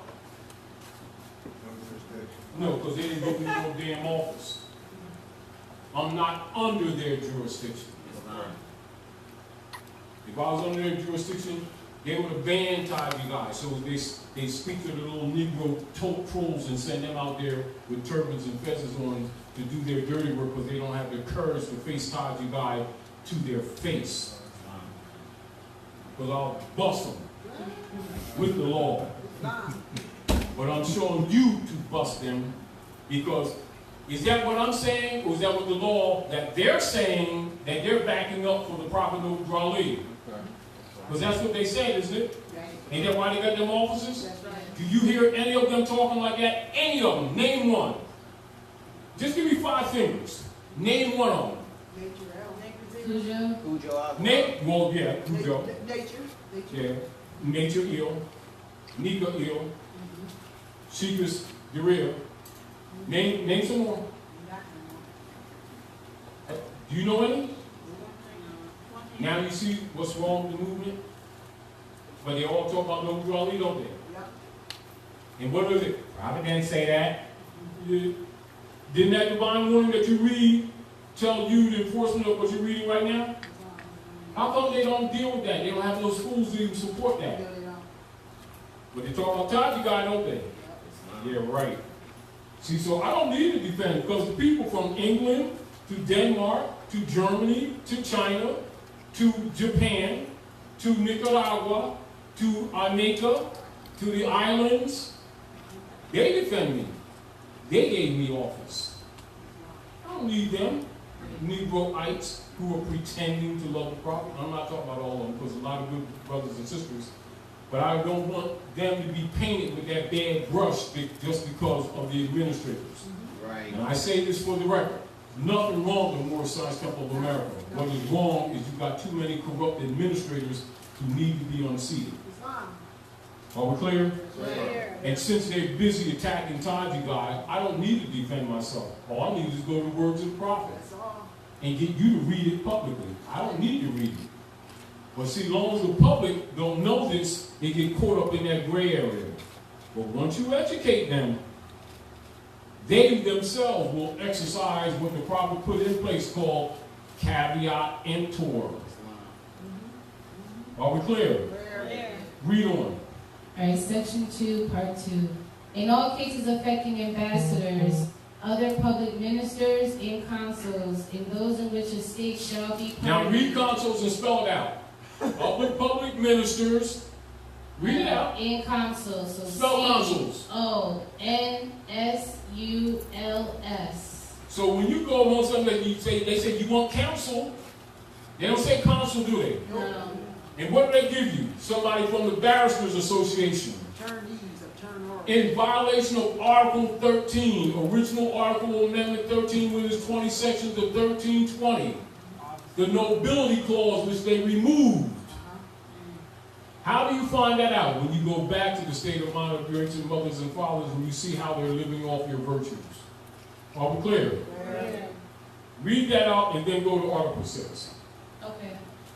In those in which a state shall be party, the Supreme Court shall have original jurisdiction. In all other cases before mentioned, the Supreme Court shall have appellate jurisdiction both as to law in fact with such expectations and under such regulations as the Congress shall make.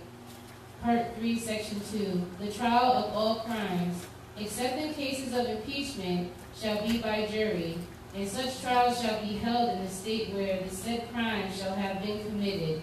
But when not committed within any state, the trial shall be at such place or places at the Congress may by law have directed. By law have directed. Do you see any of that taking place? No. Or do you see them sending out commercial mercenaries from the gangs of New York pretending to be lawmen when they're really Roman soldiers and they're literally killing people in the street and in their homes, judge and jury without due process? Under what? What are those actions? They're war crimes. They're not police brutality. They're domestic terrorism. Spanish Inquisition. Why does this continue? Because them persons who said that they love no Drali have not enforced the law, but yet they're sitting in them seats, aren't they? Yeah. For decades, haven't they? Yeah. Saying no Drali, no drug, praise the Lord, praise Allah. Yo. Now you understand why Great Seal exists? Islam. It's not a dismissal of them. It's protecting the divine and national movement. And the reason is registered in the Library of Congress so they can't tamper with it. And the reason why when you come to Great Seal you need those certificates is because you're not even supposed to have the literature. Wow. Do you understand what I'm saying to you? Yes. And the other deal is because the Europeans know it already. That's why when they send you that manila envelope from the Library of Congress Copyright Office, they send it with your free national name on it. That's your first serious instrument coming right from the Vatican with your free national name to show you that the Europeans already know this. And so when these people we talk about, and say that and stuff, and they making up that stuff, and that Taj is making up that confusion and stuff. Europeans know it, and everybody else knows it. And they mad because they can't tamper with it. You understand? Come on. Those papers are confusing because, see, they got that continental flag on there and it's different from the other papers and stuff. I'm the Amir. I'm the one that issued the original papers. From the original papers. Adopted. And that's about the 5th generation. I changed them according to the people's development. Islam. So when somebody tells me them papers cause confusion, they can say what they want to say. They're not Great Seal. We just learned that.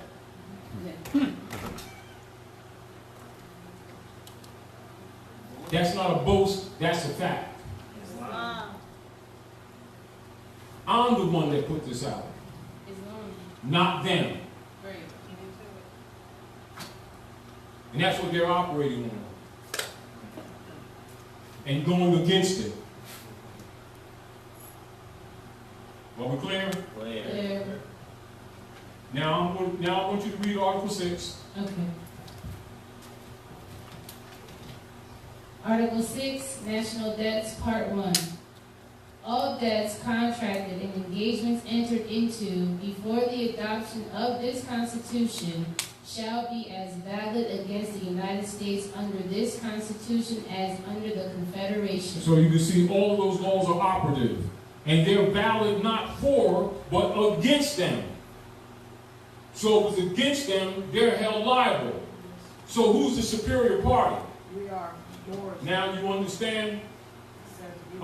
You look at chapter 29 of the Holy Quran. I want you to read the first paragraph after she finished reading this. Go ahead, continue to read. Supremacy of the national government, Part 2.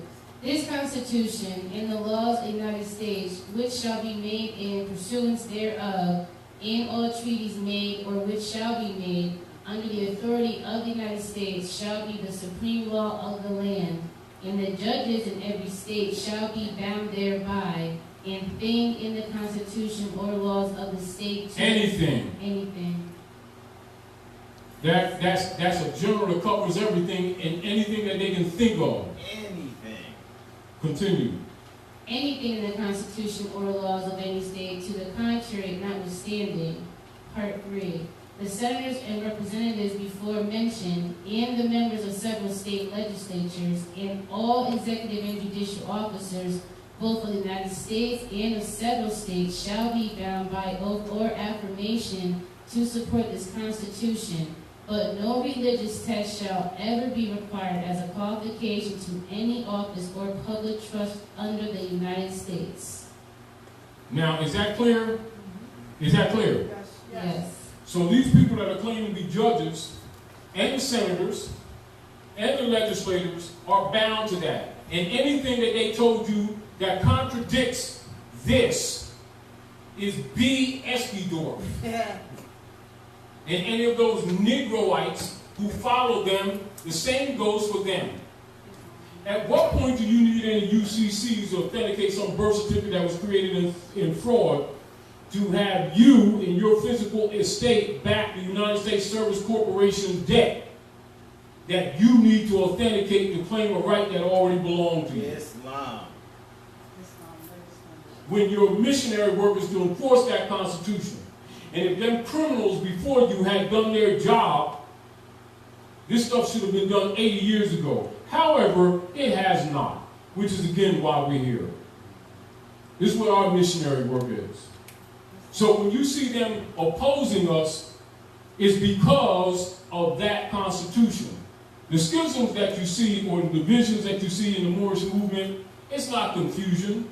It's those who are enforcing the Constitution who say they love Noble Drew Ali, and those who say they said they love Noble Drew Ali and doing everything to see that that does not take place. That's the schism. Are we clear? And the teachers under both orders. Are we clear? So I'm taking you to the record so that you don't get caught in the gray area. Now you understand why the trolls are up? Why? Because they've been the beneficiaries of your injury.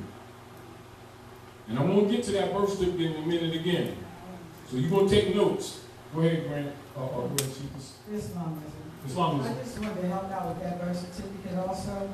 When you proclaim the free national name, that birth certificate no longer applies anyway. Islam. Prophet Noah said, what did you proclaim your free national name? Period. So even if you listen to just what he said there, the birth certificate is not needed. Because if you were born under that Negro status, it no longer applies to you once you become the status. So why would you authenticate something that's non-existent in the first place? That lets them off the hook. It's void ab initio. Also, on the birth certificate, if you look at the birth certificate, it'll say ward of the state. Just take a look at that. So why would you authenticate anything that makes you a ward which is property to the state? It's a bond. Right. So it's a bank bond. So what I'm just trying to get you to see is that whoever, and when this came out, I grabbed my head, I called Tyler, I was like, oh my goodness, they got a new thing out now. Authenticating the birth certificate, you know, and a lot of people are getting caught up in that because they don't want to see their hope in taking their passion of what doctor you want to use your name. Because my mother gave it to me, this is a family name, which is not yours. So they're using that to hold you in slavery. And it's unfortunate that we have brothers and sisters who are buying into that and selling you that bill of goods in this fall. Once you proclaim your status, that birth certificate, you don't even have to worry about it. It doesn't apply to you at all.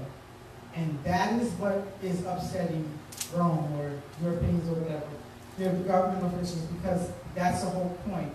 So whoever is telling you to do that, I would waste my time and energy with that whole thing. Not just anyone understands that once you proclaim who you are, all that stuff, property and officials, all that you do business in your new name, all of that old stuff is left behind. You don't have to worry about any of that anymore. So I just hope that helps you somewhat with that. Yes. And then, now in point, you're not left without remedy. The persons who are supposed to be heading the government and the regencies of the Moorish Science Temple is supposed to step up now, step to the plate, to the constitutional plate, and start enforcing law. They haven't done it. I don't have to argue that. Their record shows they haven't done it. This is why we've been telling people for the last 7 or 8 years to set up a trust and start learning some fundamental things to protect your family, because you're under attack. You're not going to be under attack.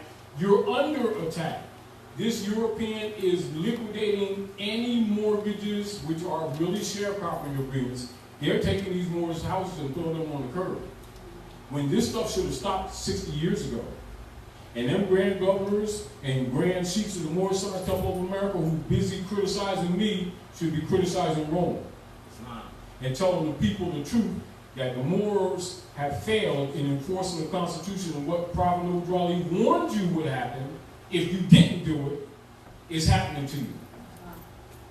So I'm just grateful, again, that Dr. Naila, as an example in her honor, was willing to sacrifice a lot of finance and a lot of attention. She's very popular. People know her around the country. She stepped back to take a position of honor to help raise her people and to really make consciousness even while she is growing and we're all growing together. She sacrificed because she has the heart and the conscience of truth of what Yahshua taught, distinguished from what they presented him as. And there's very few people in the ministry that have the courage and the guts to make that step. So I applaud her for that. Give her a hand for real. That's for sure. And so the real deal is, in truth, it will come. If our people would have carried out the law, our economic problems would be, for the most part, on the rise. But what's happening and what has been happening, and I'm going to give you a snippet of the real politics. You have been sold out, and it's continuing with people who claim to love Noah. I don't need to accuse them. I'm just telling you the truth. Look at their records. If they don't have constitutional enforcement in their record, meaning And anybody knows Taj guy around this world, they know I've been doing this for 35, 40 years. Even before I got nationalized.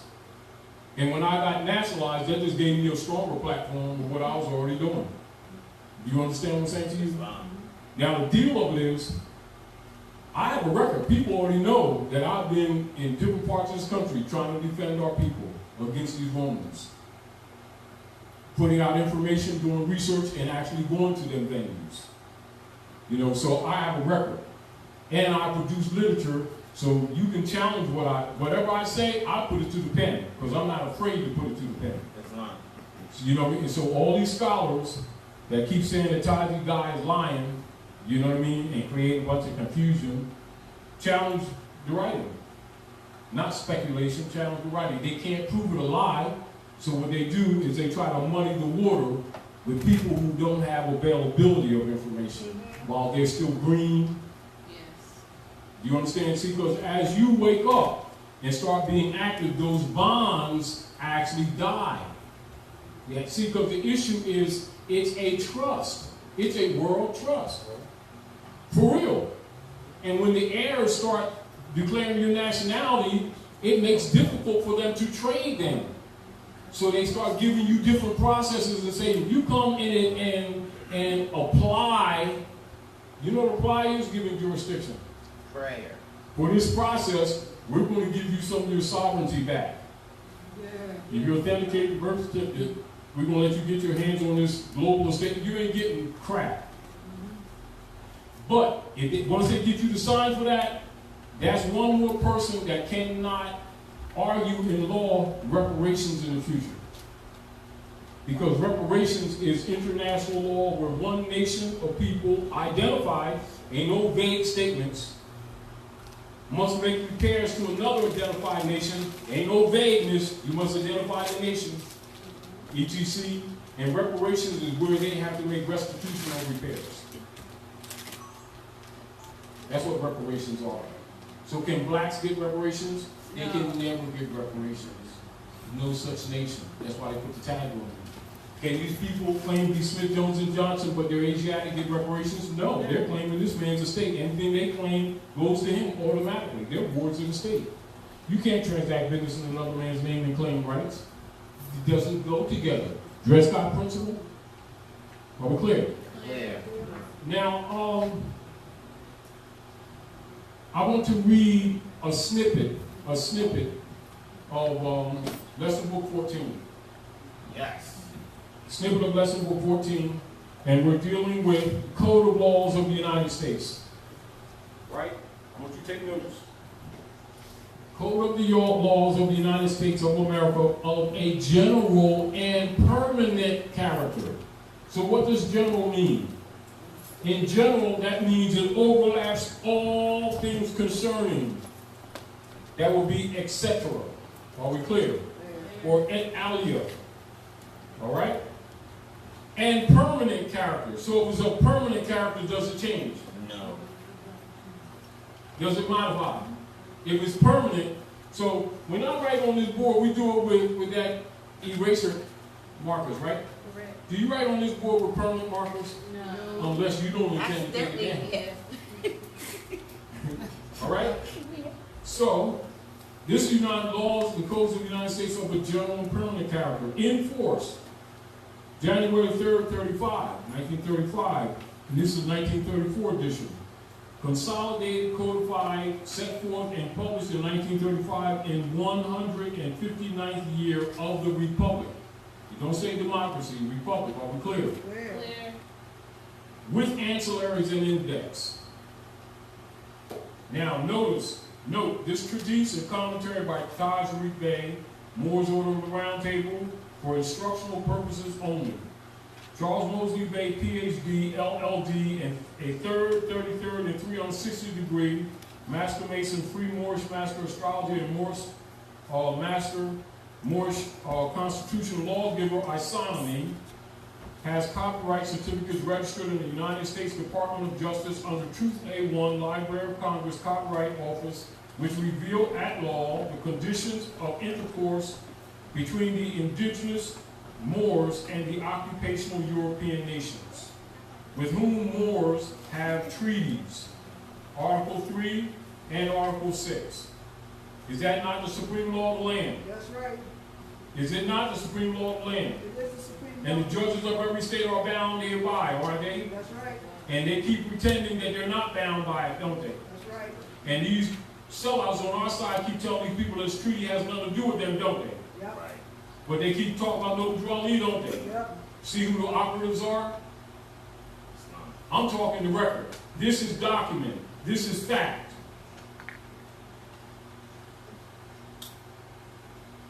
So this affirms the pre-existing. So it doesn't come about, it already exists. It exists before you were born. You understand? Yes. These obligations back to the treaty that supersedes that Constitution. Are we clear? Clear. The Moors, in all matters of interchange, commerce, and law with the European side of the nation. The specific copyright certificate of no clock of destiny, Moorish American nationality card of identification with Zodiac Constitution has registration number AA222141 Class A. This number refers to the Code of the Laws of the United States of America of a general permanent character in force January 3rd, 1935, 34 edition, Title 22, Chapter 2, Section 141. Title 22 is Foreign Relations and Intercourse. That's page 954. So if you have foreign relations and intercourse, that is diversity. Is that not Article 3, Section 2 of the Constitution for the United States, diversity? Yes. It is. Mm-hmm. Is that a consular venue? Yes, it is. Islam. Then where's the consular court? Or Court of General Sessions. So what about these people talking about, Taj, you guys don't know what the hell he talking about consular court. They ain't ready. They ain't ready. But yet they say they support Noble Draw League. When their job is to enforce that Constitution. The point that I'm making to you, once you educate the people, you end the argument. If they don't have an education, they get caught in emotions. Or whoever argues the most, or gets, Hey, see that brother here? He ain't supposed to say the sandwiches, and he ain't got peanut butter on it. everybody said, you know what he said, Taj, he's creating confusion, getting people killed and stuff, and all this stuff, and he didn't know what he was talking about. That's the prophet's words. That they supposed to be enforcing. Are we clear? Clear. The fact that it hasn't been enforced is why we're getting all these abuses. Are we clear? Clear. Go ahead, give Dr. Nayola the mic.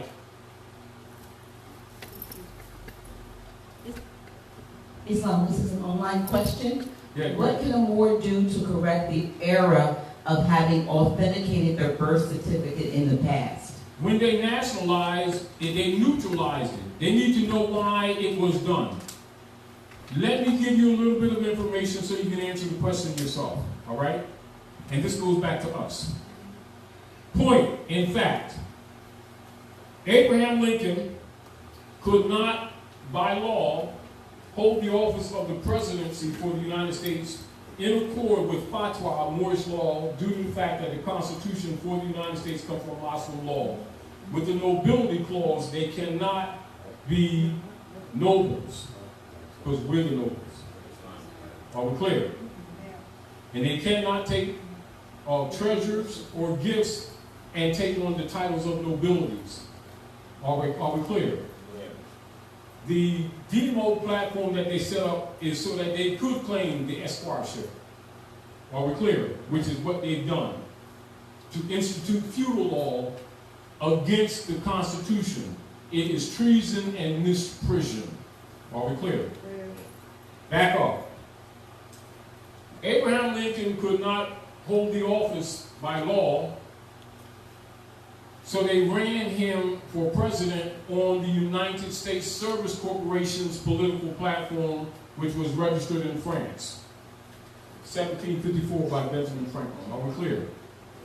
Which was promised the enumerated powers of contract for governance on the land in treaty. Are we clear? So we need to understand the distinction between the United States Service Corporation and the organic states of the United States on the continent, i.e. the continental United States. Are we clear? If you don't comprehend that, your concepts thereafter will be wrong, and they have been wrong with most people. That's why I'm taking you back. Are we clear? Now, 1860, Lincoln recognized immediately that they were using him to undermine the Republic. Do your research with the Secret Treaty of Rome, Article 1. I won't go into it, but you need to understand the pledge of Unum Sanctum with the Roman operations. In other words, the Inquisition didn't end. They pretended it ended. Are we clear? Therefore, that put a target on Lincoln's back. Keep in mind 1855 with the Dungy case with Lincoln too, with the argument distinguishing Negro, blacks, and Moors. 1855. The Wynne-Dungy case. Keep that in mind. And then having Lincoln in all the newspapers in Moorish garb. You understand what that's all about. So Lincoln deliberately bankrupted the United States Service Corporation's political platform upon which he was run for the enumerated powers. Are we clear? That put a target on his back. This is aside also from the fact that he did the defense for Charles Shinnequay of Opus Dei. So all of these things, Lincoln knew that he was tagged. Are we clear? So when you deal with some executive orders that he made, including the later founding of the Bureau of Refugees, Freedmen, and Abandoned Lands, he was countering the activities of Unum Sanctum. This is why none of your so-called black leader guys and girls will give you details on the so-called 40 acres and a mule, which is involved in that. And then they started telling these people to be 14th Amendment citizens and they could get some rights. That's what that thing is all about. And you see in the divine warning for the private property says 14th and 15th Amendment is not necessary for the salvation of our people and citizens. That's a moderate statement, but he expects you to go into it because you'll discover what I'm telling you now. If you don't study, you won't discover this, and you won't recognize the value of why he said if you don't do anything else, declare your nationality, because he's talking about an estate that you know you're not going to find out until you do research. Because a lot of things, if you told these people, they'd run. If you told these people the truth, they would run. So you got to give it to them in degrees. That's why every temple must have a school. That's also why them grand governors and grand chiefs made sure there's no schools. Yeah, change that though. You understand? Are we clear? You got to understand. See, once you study the history and the politics, you know motive. You know everything that everyone does, and you know the motive behind it. Whether it's Europeans or Asiatics. But as long as they can keep you dumb from this information, you know, you get caught in the emotion of who you like, who you don't like, who got the suit on, who don't type thing, who got chandeliers, and who don't. You get off quoting that materialistic misinformation. But when you got knowledge, it's like having a magnifying glass. You don't measure people by your emotions. You measure them by principles only. And so you recognize governments by name and by principles, not clubs. And it's universal. It ain't just you. Are we clear? And when you adhere to those principles, the nations of the earth are obligated or obliged to come to your aid. But until you recognize those principles internationally and you play club with this movement, you ain't getting no help. You start playing club with this Moorish movement, you're on your own. Because that's not nation. Are we clear? Clear. In other words, what you do in your personal little organizations, cool, do that. But when you go out into the world, you're on constitutional principles. You're not in the organizational, that's for training. Are we clear? Clear. Get it through your head. You don't take that into the world, you take your constitution out in the world. You take your bylaws in your internal organizations to keep them clean. But when you go out into the world, you remember that relationship, yes, but you go out there with that constitution and the treaties. Failure to do so, you're in trouble, and that's what's been happening to these Moors. And it ain't their fault. It's them damn leaders' fault. That nobody has pulled off them seats or hung them from the nearest pole yet. That don't like Taj Tarik. I don't care if they don't like me. Islam. Islam, Give her the mic, please. And I'm getting back to you because I want you to take notes. I'm serious. And also, this is answering your question too. This is also answering your question. So let me finish this answering your question. Now, so Lincoln bankrupted that United States. Now, this is where the Pope Francis was talking about in the motu proprio in 1913 when he did the motu proprio, telling them to cease and desist their activities, and they apologized for the doctrine of discovery, and they called leaders from around the world, religious and otherwise, and made a signatory and a proclamation to that effect. Those things had not been carried out, so he did a follow-up with that letter to Obama. And you see the different spellings that he had of the United States. He's telling you of the different shells that I'm telling you of now, that Noble Ali told you about, that these grand governors haven't told you about, but they were charged to tell you about. But they only keep on saying Noble Ali. And so Moors are losing their houses, their property, and everything, sitting around talking about Noble Ali, and they haven't carried out the law. They're full of doo-doo, and they need to be called for. And since they want to be phony, your problem is make sure the next generation don't be phonies. Because they're going to suffer the same fate. Because Europeans will liquidate their states too if you don't carry out the law. Since the other ones didn't carry out the law, and they didn't, you carry out that law. So we're telling you what it is. Now, hold on, this is also will conclude the answer. Okay. Lincoln bankrupted the first United States corporation company 1860. 1861, the Congress adjourned sine die. That's a lie. They did a coup d'etat. They secretly met with the Chancery and the members of the Circle Church, Knights Templars, to continue the unum sanctum policy of the Spanish Inquisition against the Moors. This is the theft of your birthright. This is the beginning of them politically living off your virtues that Noble Raleigh talked about. Are we clear? This is also the precursor of the purpose for the establishment of the Moorish Science Temple of America that originated as the old Canaanite Temple for the enforcement of the treaties and obligations of the Queen of England, and to stop promoting the brands Negro, Black, and Colored stealing your estate. Are we clear? Clear. You know, if he came at these people just like that, they look at him like he was out to lunch. They were looking at him like he was out to lunch as it was. So that's why to prepare you, he said, the half has not been told. If I told you everything, you go back to sleep. However, study. Well, what are we supposed to study? Study yourselves. Because when you do, you find this stuff out. Everybody else knows it. Why don't these Moorish Americans know it? All these people with governorships and sheikdoms and sheik this and sheik that, walking around like peacocks, and our people are suffering, losing their homes, their cars, and everything else like this in violation of law. Have they come to these people aid? No. But they say praise Allah real good, don't they? And Taj Tarik Bey ain't what Top Prophet said. They do that real good. They ain't fixed crap. They're full of doo-doo. Yeah, I said that too. Now, point. That's number one.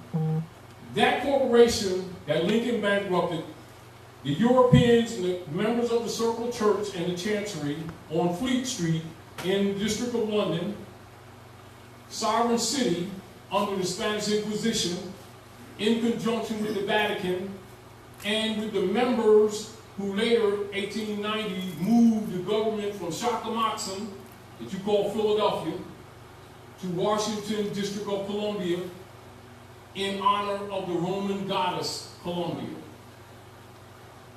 and set up feudal law governmental principles to counter the Republic or Lodial law principles founded in that constitution under Muslim law.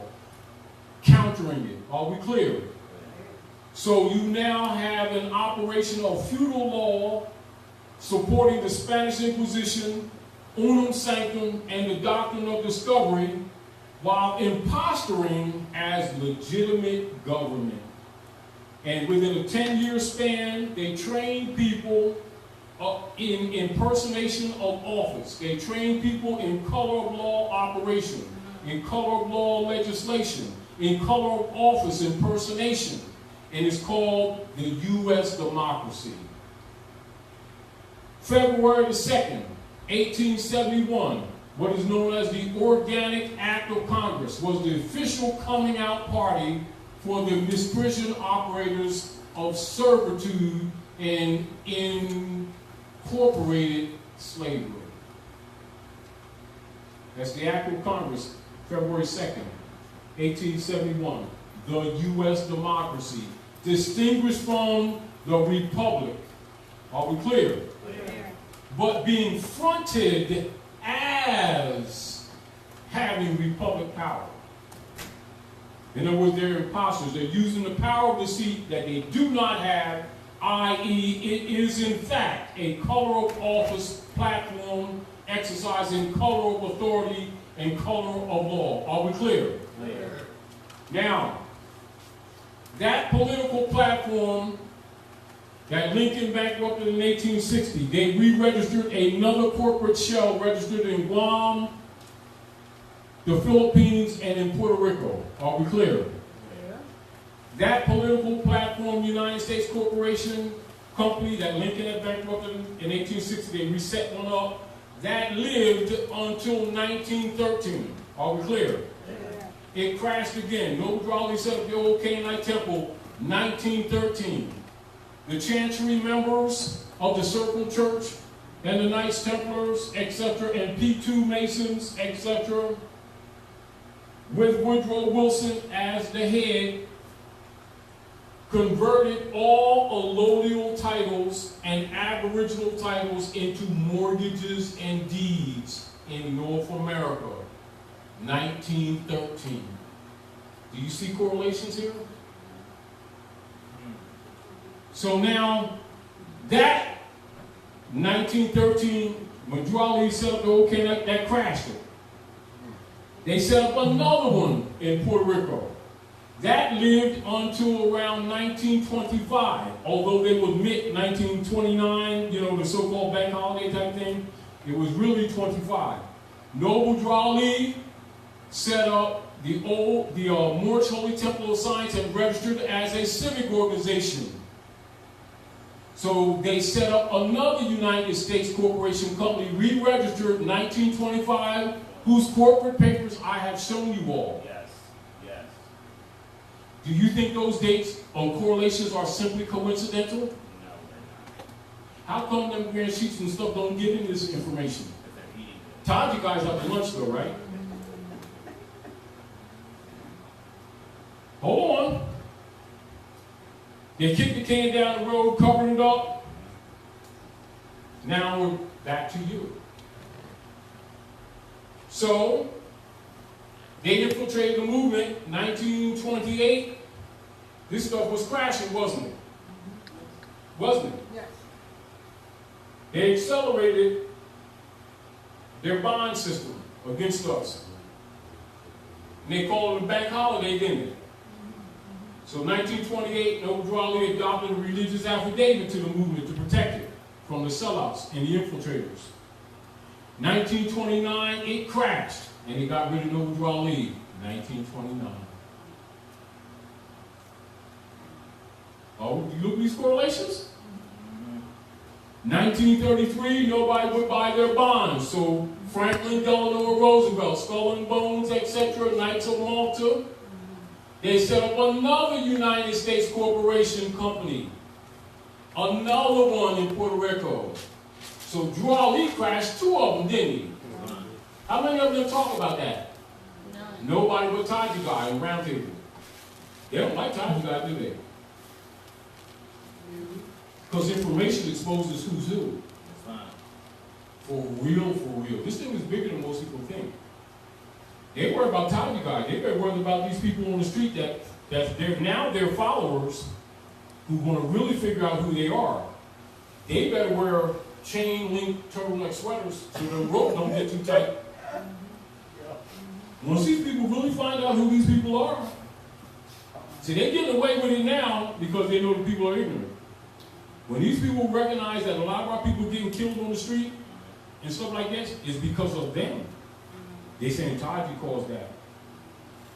Like I'm sitting around conspiring with Roman soldiers to go kill sisters and stuff like that who's exercising their rights. That's to keep the eyes off of them, because when they really find out, that's them. Because they getting jingle, jingle, jingle in the background with their 501c3 Skull and Bones agreement. Hold on. So June the 5th, 1933, Franklin Delano Roosevelt pledged all your labor, all your inheritances, all of your property, all non-profit organizations, all corporate entities, etc., and all your houses and mortgages to back the United States corporation debt. And the birth certificate is a bank bond to do just that. Are we clear? That's where the birth certificate issue came from. So now it's built in a fraud. With a bankrupt private corporation that went bankrupt 3 times before. Who's been backing the debt? That baby right there, and you didn't even know it. And you didn't even know it. Didn't even know the marriage certificate is a bank bond too. They're claiming the eggs. And the birth certificate claims the eggs that hatch. And that's the truth. So how can they get out of war crimes, get you to authenticate this fraud instrument? Now they're off hook. You thought you was going to get a benefit. Did you get peanut butter sandwich? See, if they can get you to put your monograph to an instrument with the intent of receiving a benefit, they've satisfied. You've accepted. You bit the apple. You're supposed to be enforcing the Constitution. That's what keeps them in check. They haven't done that, have they? Are we clear? Now, this is another reason why we did that article on reversion of a state. Reversion or to give you a concept. Rescind it. Says, Dr. Naomi, with the sister, you do an official letter and rescind it. On cause. But you better know what you're talking about, so we gave them the information. So the person does an official letter to rescind it. To rescind the authentication. Their signature and monograph from those instruments. Oh, so rescission. Failure to do it. A reversion. Right. That's what the reversion is about. That's why we gave it to them. This stuff is not, see, this is the whole deal. Truth need not be told in a multitude of words. If you understand concept, be direct. It will knock a lot of other dominoes down. If you're not direct, you get caught up in trying to knock each domino down. You'll never live long enough. It's buried. You knock primal dominoes down and they take care of the rest. But you have to know that.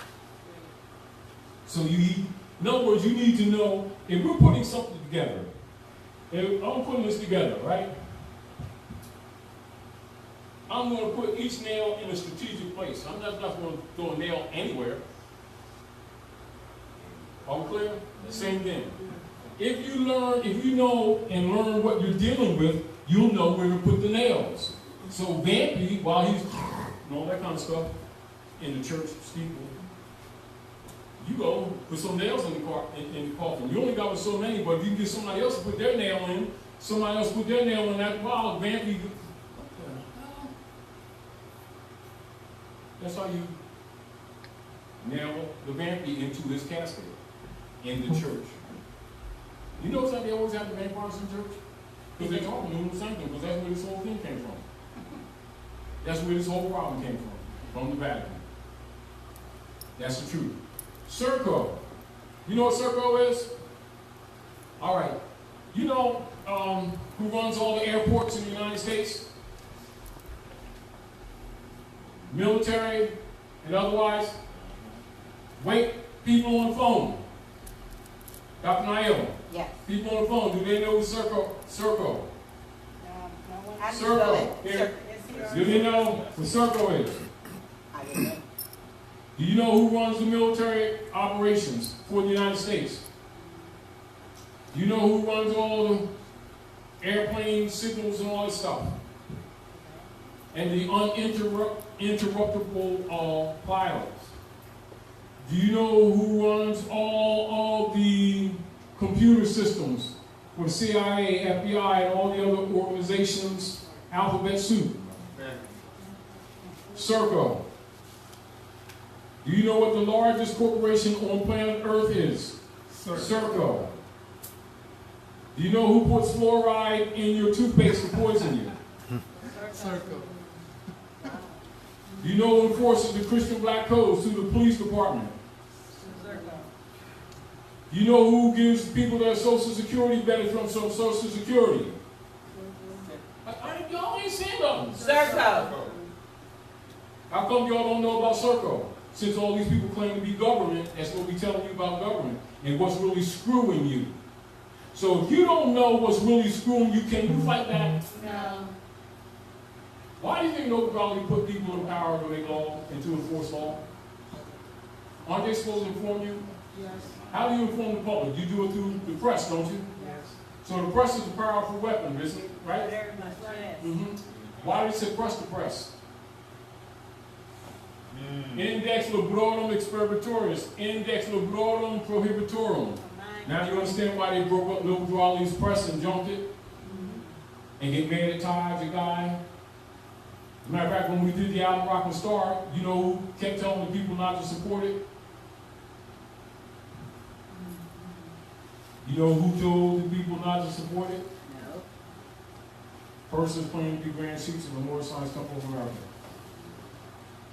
And the Grand Governors in Chicago and other places. Yes, they did.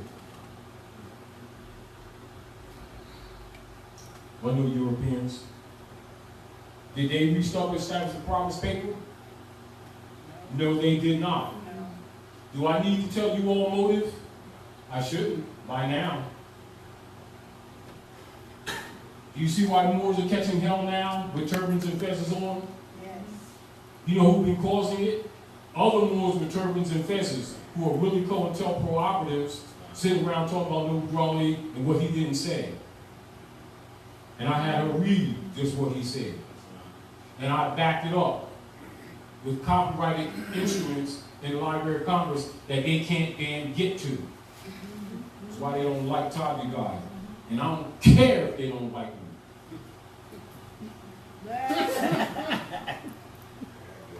Now, take that with the boogers too.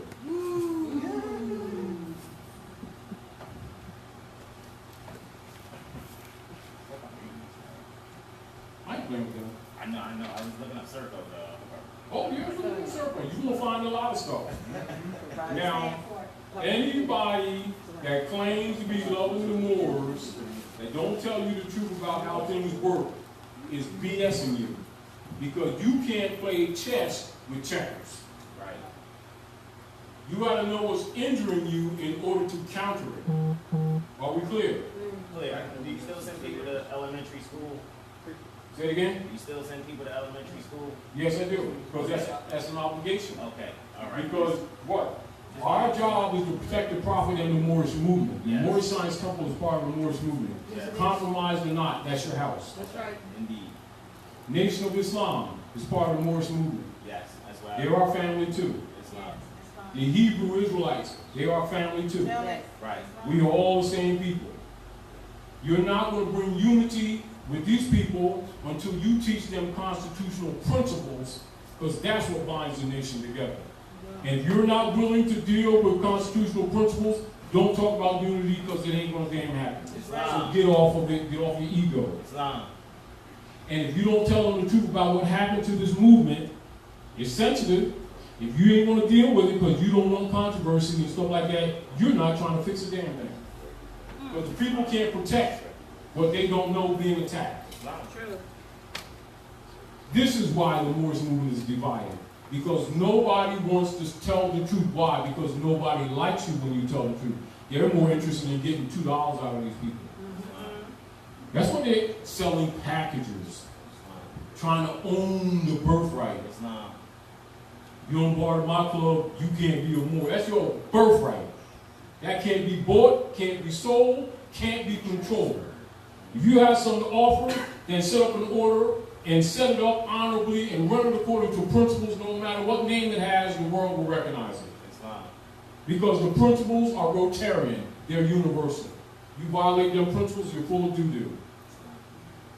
Are we clear? Clear. So the old Canaanite temple, the Moorish Temple of Science, the Moorish Science Temple of America, same principles, with adjustments made by necessity. Are we clear? Clear. And you are empowered to make law to make adjustments because opposites are going to make counter moves to neutralize you. Are we clear? Clear. So, Lincoln, 1860, bankrupt United States Service Corporation. Bam. That one lived to 1913. Noble Raleigh set up the old Canaanite temple. Bankrupted that United States. That one lived into 1925. Noble Raleigh set up the Moorish Holy Temple Science as a civic organization registered. Go look at the microphone, you'll see it for yourself. It bankrupted that United States. They set up another corporation, etc., registered in Florida and New York, United States Service Corporation. That one, it bankrupted anyway in 1929, the so-called bank holiday. He got rid of Noble Raleigh, but Noble Raleigh adopted a religious affidavit to protect the order, ETC 1928, which is on your authority. Yes. Purge law, you're talking government. It ain't no salami baloney religion. You're talking government. So he's clever. He knew these Moors were dirty. He knew they were dirty. That's why they don't read that letter. And many of them are still in these offices. And our people are suffering. That's why I did the reversion. It's also why I did that rally document in 2011 and messed them up in Philly when they were selling these people's property. Yes, sure, sale. Right. Yeah, that's why they all talk trash, but they didn't want to meet with Taji after that, did they? Yeah, right. But that's the job of these grand governors and grand chiefs. You know what I mean? I'm just doing a little bit. I ain't even doing enough. You know what I mean? I'm just doing the best I can with my limited resources. But the deal is, one thing I do know, if I tell you something, I've researched it, I've double-checked it, and I will give you reference. And I will tell you, don't agree with me and don't disagree with me. Prove me wrong.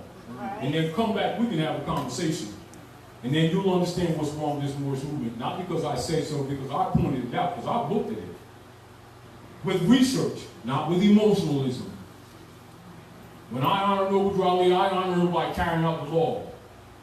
That's what I do. And other people can do what they want to do. They can polish pictures. If that's what makes them good, fine. My issue is that's what my mom set me for. That's what I'm doing.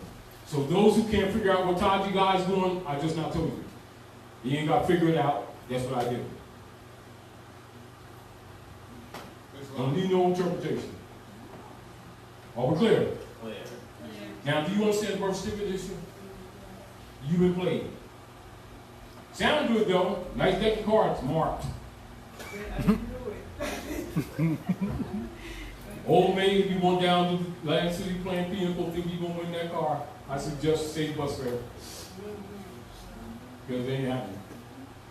However, study it to understand it. No, don't ignore those things. Study them to understand what they're doing, but understand motive. Ultimately, your missionary work, the mission of the Moorish Divine and National Movement, and those who are affiliated with it, those who are members of the Moorish Science Temple of America, and those who are sympathizers and supporters, who also had columns in Noble Raleigh's paper. He had columns for other people to write in the paper too.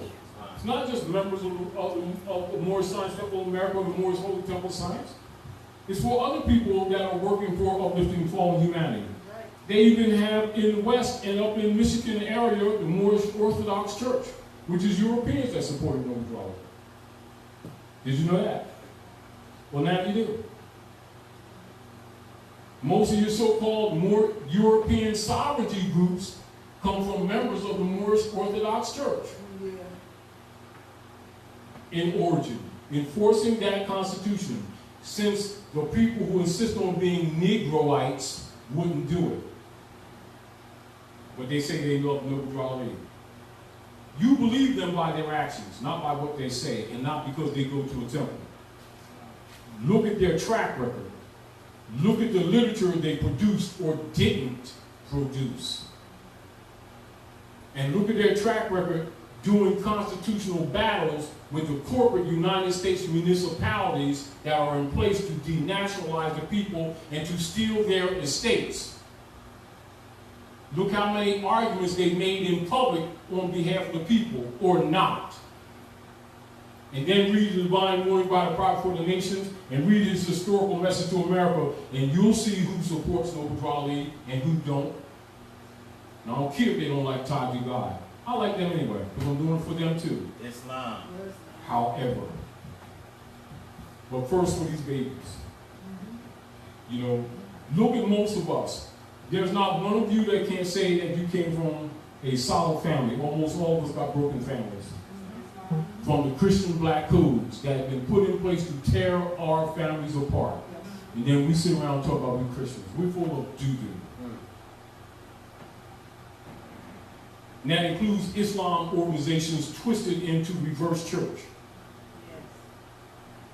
Now, we're not talking about divine order. We're talking about the Constantinian orders fronting with the Jesus thing and getting away with it. Are we clear? Let's read this out and let's go. And then we'll address the people again. So we're going to read this again because these are points of information, and we can go a little further. And so when you see your proclamation papers that are on the flash drive that we've been giving to you, it is because of the order of the Great Seal and changes. They're not so much changes, but these are things that people in the order of the Great Seal would use and have been using for 30 years. Are we clear? Yeah. Are we clear? Yeah. But I'll explain to you why. So when you see it, you understand. It's not a counter, it's an information. Are we clear? Yeah. All right, so the Continental flag, also referred to as the treaty flag, and the Bunker Hill flag, is a Vixillum standard for the continental United States. That's the distinction from the United States Corporation Company and its owners and its administrators and its Negro marching leader guys and girls and Sheik's, Grand Sheik's, others and them who have been countering Noble Ali and the enforcement of the Constitution and blinding people, telling them that the corporation is the country. Knowing it isn't and wasn't. It's designed to steal your estate. So you must be clear of what you're talking about in name and in principle. So we're talking about the continental United States distinguished from the United States Corporation Company, entity, imposter platform. Are we clear? Yeah. So that's why you got the continental flag on your papers. So if you didn't know, now you know. If you don't know, now you know. Anyway. So, by right and by constitutional principle under plenary complete control of the living sentient people, the so-called birthright American nationals, that's the people of the land, in treaty agreement with what? Constitutional and treaty allegiance, the naturalized American state citizens, that's the Thomas Jefferson, the John Adams, etc., Madison, etc., are we clear? Benjamin Franklin, those who were brought into constitutional fold of government in the Universal Declaration of what? Independence and establishment of the Articles of Confederation, get the point? Etc. Brought into government. That's the people in the background. It's you, your forefathers. That's why they all must wear the Moorish fez. That's why anyone in power must be a Mason. A mother's son, except their tassels are pinned down. Are we clear? Yeah. So now you understand why Europeans, you go look up J. Edgar Hoover, all your presidents, you go to the Washington Memorial, you see the presidents with the Moorish fez. You go into Mexico in 1857, you see the president of Mexico with his fez on with Allah in jewels. Allah's Moors, the Alamo.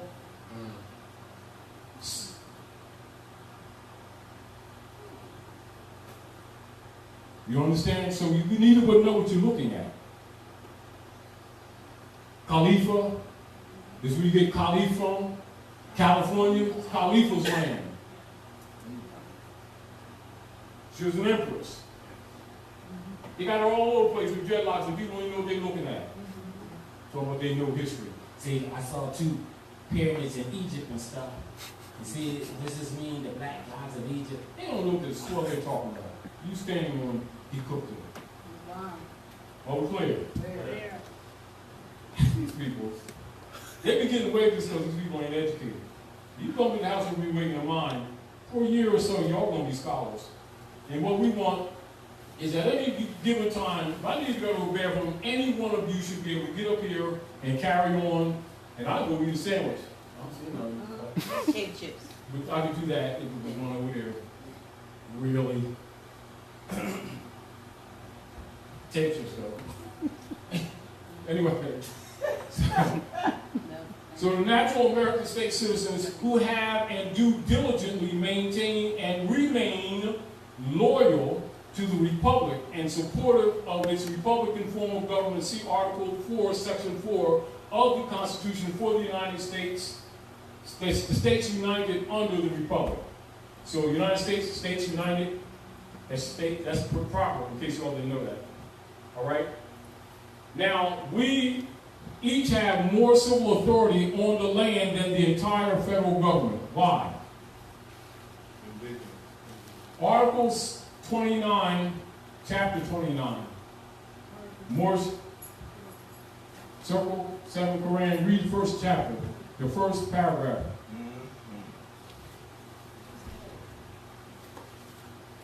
Keep your books out so you all get ready. Because we're really helping the people. Because we're really trying to help the people to counter the trolls who are trying to counter us. You know, we don't spend our time battling with them. But we got to throw out a little bit of information once in a while to, like I said, to do some roach spray. Chapter 29, what? Chapter 29. Just the whole chapter? Read the first 2 paragraphs. All right. Chapter 29, magistrate and subject. 1. Thou, the favorite of heaven, whom the sons of men of thy equals have agreed to raise to sovereign power and set as a ruler over themselves. Consider the ends and importance of the trust. Of thy trust. Of thy trust. Far more than the dignity and height of thy station. 2. Thou art clothed in purple and seated on a throne. The crown of majesty investeth thy temples. The precept, the scepter of power is placed in thy hand, but not for thyself were these ensigns given, not meant for thine own, but the good of thy kingdom. Islam. All right. Now, what have they been doing? They've been switching the roles, haven't they? Yes. They've been acting like oligarchs, haven't they? Yes. They've been acting like them seats belong to them, don't they? Yes. They've been acting with arrogance, haven't they? Them seats belong to the people. And when they violate them rules, they're supposed to be unseated under all means. Whether you throw them on their head, give them a nice bow tie, and tighten it real quickly and extremely, or you remove their thinking cap with a guillotine. Failure to do so, you get the corruption that you have today. Are we clear? Yeah. Now you see why these people keep talking against sovereignty? They say no Drawley never said anything about sovereignty. Are they presenting his argument or are they misrepresenting his argument? They don't want people to study it because they don't want them to look at them. Because if the people really start studying, they'll see that these people who've been governing over them are corrupt. Absolutely corrupt. And have been living off the people, not serving them. Are we clear? Clear. Circle 7 Quran. Now, Taj, you out to lunch? No. Just bagging up. That ain't according to them other guys. So let's finish reading. The feudal United States is British controlled United Kingdom and always has been. The political facts involving this misrepresented United States corporation entity is by fact and by reality a private, deemed for profit and human trafficking political order. That corporate entity is an unum sanctum enforcement construct and is owned by the Vatican. All those so-called courts that you and many others may think or have thought are constitutionally sanctioned Article 3 courts have been fooled. They are not. That's right.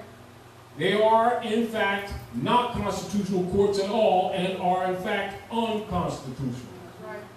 If you are an American national, people of the land, or if you are a naturalized American state citizen under the Naturalization Act and sanctioned to enjoy the rights and privileges under the Constitution for the land of the continental United States, these facts should be of your concern and interest. Pick it up. The presiding pseudo courts, because they're pseudo courts. So you see Act of Congress 1871, etc. That means all legislation made since then,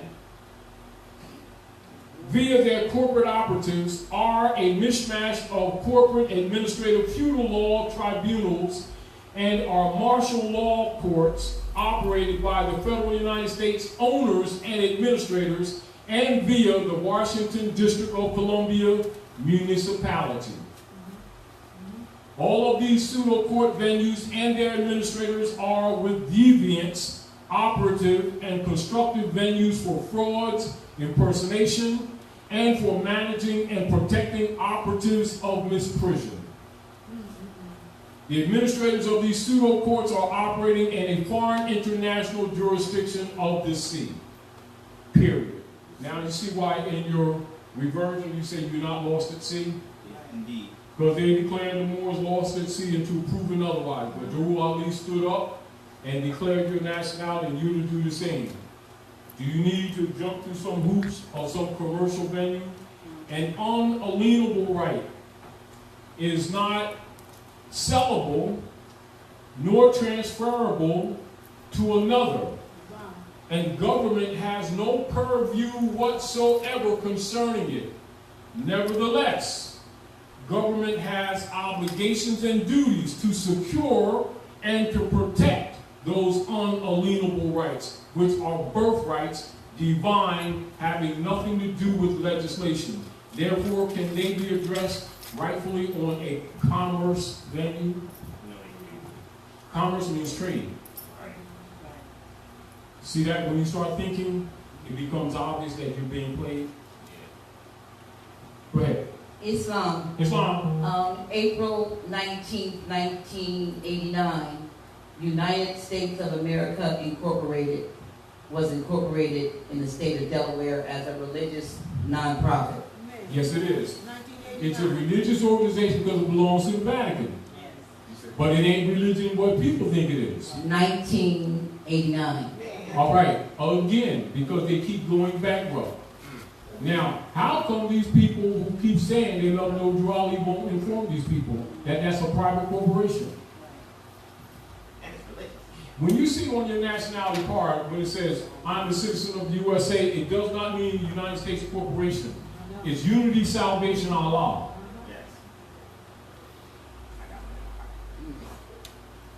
And a lot of Negroites have been misrepresenting that too. But the problem is clever. He already knew that these Negroites was going to do this crap. That's why he said the day's going to come. It's all right. They got this going on. They might slow him down. They did. But guess what they didn't do? They didn't stop him. Because spirit don't die. They got fooled. They thought they had this thing covered. They got another thought coming. And them Negroites is going to pay for this. All of them. And the ones who have supported them is going to pay for it too. And them trolls who've been supporting them and those grand sheiks who've been whispering in their ears, they're going to pay too. Not because Taj God said so. The prophet said so. Now take that to your bench. Bank. Negroites. So this is, I just did this while I was sitting, because people need to have some comprehension of what they're dealing with and why the trolls are coming out in droves. In droves, holy moly. Because as you wake up, not only does the European system fall down, see, but because if the European can't transfer their bonds, they can't pay their Negroite community leader guys with turbans and fezzes on that look like or pretend they love the prophet. And the more information you got, you're able to screen them out yourself. Are we clear? Yeah. Now, are there any more questions, or are you clear about this birth certificate issue? I'm clear about the birth certificate. Whoa. Because they're bank bonds. Now, and I want you to understand this too. This is why we always tell people, because a lot of Europeans use this information. And also, I want to give credit to Anna von Rees. Yep. Because some of this information is I took some of her stuff, Yep. and I added to it and corrected some concepts that was in it. Yep. But she's telling a lot of truth. Yeah. However, the people born here does not make them American. That's right. That's a colorful legislation. Right. You know, the Europeans are juristic Americans via treaty and constitution by Naturalization Act that Ulysses S. Grant adjusted in 1870. That's when the Europeans start calling themselves white people. You understand? That's from 1790. They modified it, you know, but they've been stealing your birthright. See, so the American nationals is the national of the land. They're the people of the land. So American nationals and the American citizens are supposed to enforce that Constitution. Are we clear? And when the persons who claim to be government are in breach or have shown that they have not been enforcing it, you are supposed to address them. Now you understand where the issues of the documents coming from the Order of the Great Seal have their origin, keeping them in check. But you don't write them if you don't know law. Because they're fiduciaries. Have them grand governors and grand chiefs been writing these people, abusing these Moors? No. Submit to this stuff. Go along with this stuff. These people ain't government, they're imposters. Islam. They've been undermining the people's rights. No, they're the government. Don't create no confusion. They tell you turn your car upside down, that's what you're supposed to do. You don't want to get stopped on the street now, do you? Take your horses and put them in the back of the carriage if they say so. Who be saying that? The people who are supposed to be enforcing the law. If they had enforced the law, these Moors wouldn't be suffering the way they're going today. But they hold them seats, ain't they? Now you see why they don't read that letter that the prophet said. They talk about the prophet, but you see them reading them letters before their meetings in the Moor Science Temple of America? Nope. No, you do not. Nope. Except in Asbury Park, in Canaan Land, and in Virginia. Well, it's not Virginia now. Yeah, in Belcamp. Now it's the only thing. This is Belcamp. It's Belcamp, but it's in Belcamp. And the deal of it is, when you enforce it, see, this is the deal, because it's the people's birthright. We can't make them do right. They're going to do what they want to do because they have control of the institutions and they have finance. Right? All time you guys are big mouth and cheap sneaks. But guess what they can't beat? They can't beat this. Islam. They can't beat me here. They can't touch me here. They ain't gonna come close. That's where it's at, though. And I'm not even working at my full capacity. I just say some things. But I got more stuff on them too. When they come up with more sandwiches, I'm gonna show them what the stuff is made of. Islam. Anyway, I do apologize. I digress. Is the satisfactory answer to the sister? I don't know that that was sister or brother, I don't remember, but Well, to anyone who's asking with regards to what to do if you've already put It's in called rescission a rescission, because it's a contract. a signature. They get you to make, see, when you make a monograph on any instrument that they present to you, you must remember this. and to really comprehend, don't accept what I'm saying. Read the Clearfield Doctrine. Why is it became a doctrine? Why did the representatives for the Clearfield Trust Company make that argument? Why did they win? Why did that win become a doctrine? Organic Congress, Act of Congress 1871. They knew it. How come these grand governors don't tell these Moorish Americans that? Because they've been part of the game. They've been part of the game at the expense of their own people. That's why they attack Taj, you guys. Because if you all don't listen to me, start researching what I'm telling you. And you will see it might be some little children with diapers that come after them, since the adults ain't got no courage.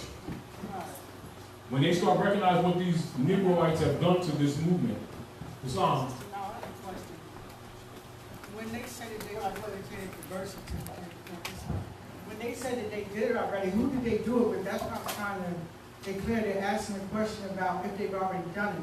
Because someone who just told them that they did do it, and it's not really authentic just because they said they did it, did they really do it? You know what I'm saying? Because it's not a real thing anyway. Well, I've heard of people saying that they've gone to D.C. and they've gone to Social Security, they've gone to D.C. and they've gotten a seal put on. That was the Secretary of State, and they get a seal or something. So I don't know what this person The seal did. means nothing, though. To get a document. Now listen. This is in support. Let's deal common sense. Let's deal common sense. This is why we give the stuff people on the flash drive. Let's deal obvious. Prime Minister. Here's Prime Minister. She goes to the bathroom. Some woman comes out of the basement, and she says she's the one that did them papers in 2013, re-registering the Moorish Science Temple properly as a civic organization, and says she's the Prime Minister. And then you go to her to get your stuff sealed, and she's an imposter. Right. Hold on. Act of Congress 1871. What is the Clearfield Doctrine based on? Act of Congress 1871. Do they explain it all out? No. Why? Because it would be too revealing to the public. They'll tell you, but if you don't have an eye in contract law, and if you can't read, you don't see what they're telling you. They're telling you these people ain't government. That's why they won the case. So if they're not government, how do you want to go to them and get anything sealed by them and be legitimate in law when they're imposters? And then you, with a fraud contract that they made on you in the first place, and then they're going to set up a system, take fees from you, and tell you to apply and sign this paper to get rights back that they then marketed in bond system. That's the foundation of their economy, in human trafficking. And now that you find it out, they need you to authenticate the birth certificate. To authenticate something means that you're saying this is real, this is valid. If it's valid, can you make an argument for restitution in the future? No, you saw the benefit, didn't you? Not only that, are they the legitimate government for the United States, or are they imposters? Imposters. What does the Clearfield Doctrine say? Is it not a stare decisis issue? It is indeed a stare decisis issue. All right, so if it's a stare decisis issue, hold on, I want to bring this up. But we're gonna bust this stuff. And those Negroites. And those certificates, if you proclaim your free national status, that document again has no relevance to you. I don't care what you did. It's not relevant to you. That's why it's important to proclaim your free national name and get rid of that slave. Don't hyphenate it. That makes you chattel property. You need to get rid of the whole thing. The prophet Noah always said, return the church and Christianity back to your condition. Give them everything back. That's why they call those names Christian names when they come over here from other countries, because it's not a name that belongs to you. Unfortunately, if your parents didn't know any better, you need to correct the wrong. No disrespect to your parents, but you need to correct the wrong. Absolutely. And failure to do so is what? Why are all foreclosures called? If you go to, this is a test, and this is also an exercise. tell everybody that's listening to get a group of people, go down to the county records and look at the foreclosure records, and particularly so-called black neighborhoods where they gentrify all the time. And they've been gentrifying in Philadelphia faster than anywhere in the country. And tell them to look at the records of all the foreclosures. All foreclosures. 90% of them will say abandonment. It's not going to say lack of payment. It's going to say you didn't pay us $5 last year. It's going to say abandonment. What are they talking about? They're talking about an estate, a trust. Why these people ain't teaching these people that that's what this thing is all about? They won't tell them because they're little Negro black groups, even some of them with Negro tassels on Facebook and stuff like that, that are trolls who are really agents, because some Palestinians, I got some information on certain people that have been trolling us, that Palestinians came over and told me that they got information that brother's a troll, that brother's a COINTELPROPER, and they can prove it. I told them, and they was talking about taking care of them. I said, we don't do that stuff here. I'm serious. From Palestine. And I can prove that too. But I don't need, because people from around the world communicate with us. Don't think that people ain't paying attention. They are. And some of them want to take care of these Negro trolls. But we don't operate like that. And they're serious because they're being affected by this too. See, they know that the injury here affects other nation states. So when these Negro tassel troll guys come out and think that they're safe, I suggest don't worry about Taj guy. Talk about me. I'm thick skinned. You better worry about some of these other nationals that are looking at them. And Europeans. There are some Europeans that know the truth and are promoting the truth. I'm trying to tell it. Case in point. Trying to tell it. David E. Robinson, who wrote Failure to File Conspiracy and other, he friended me. The only way he friended me is because he's watching what's going on here. I think he's connected with Anna Von Some of the Europeans are they're watching this. that there's a venue that's enforcing the constitutional principle. My problem with them is they still don't tell you who you are. That's the thing. Because anybody, and people say, have you read this? But there's a lot of Europeans that actually are. Right, but a lot of them aren't. And then you have your Asiatics to have PhDs or whatever. Whose job is. They still supposed to be telling the truth, but yet why have to be corrected to status? Why are you still saying Negro, black, color, African American? See, these are people, I can't have any respect for that, who are marrying outside their own race instead of marrying into their own, marrying Europeans and others instead of bringing truth back home. So I have issues with that because y'all can't give honor to someone who doesn't honor himself. And so that's the bottom line of all that. And so, you know, the prophet was very clear. He said, if they didn't tell you anything then, don't let them tell you anything now. Because they're not going to do it. They're not going to make it beneficial to you. But if you start talking to them and they understand that you know the information, then they will start telling you stuff. Well, I got to say something to you before you come tell me. Prophet Noble said that he was angry with the brothers over the east. He said because they could have married some of the sisters and took them back and taught them about who they were, but they didn't do that. See, no one came to our aid, and that's the thing. So now that we have brothers and sisters like myself that are doing the work, it is very aggravating trying to get someone else to try to tell you something different when you've already done your own research. And that's the one that says, all you people claim they got all these doctorate degrees or whatever, the prophet called them educated fool. I have a doctorate degree. Don't go around bragging about a doctorate degree because that doesn't make me educated. It makes you more jumping over hoops that these Europeans give you to do. I left a very good paying job because my thing was patience. I'm a nurse. All you guys are patients, nurses, doctors, whoever. I'm telling everybody the information because that's what you're supposed to do. And you have people questioning the information. When I went to a job, I took my paperwork. I didn't fill out their paperwork. I took my own paperwork. Don't pay no taxes. Not Negro, black, and colored. Not an employee between slaves. Look it up. I'm not an employee to the employer. And so I had a different documentation when I went to a job. I gave them what I carried to work with me. I didn't pay any taxes. I gave them paperwork to support. I didn't have to pay any taxes. I didn't have any problem with that. But a lot of people say, oh, well, how do I do it? I have a problem with that. Because you're allowed to be a problem. When you sign that contract, you're telling them that they can take me out of your paycheck. You signed that contract. It used to be every year. Now they just keep the same one on file.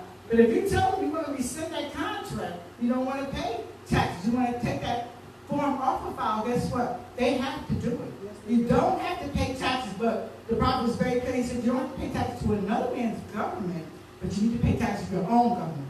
There's a lot of things that Moors are not doing to uplift our own nation by putting the fiat back here into the nation. What we want to do is not pay for anything. I teach law and history classes. I teach law. I had Moors tell me the law class should be free. That is just so ridiculous. When the prophet says servants will be high, how the law class going to be free? How is it supposed to work? You have to have electricity, to have the internet, the paperwork that goes to it. Everything just can't be free because you are more.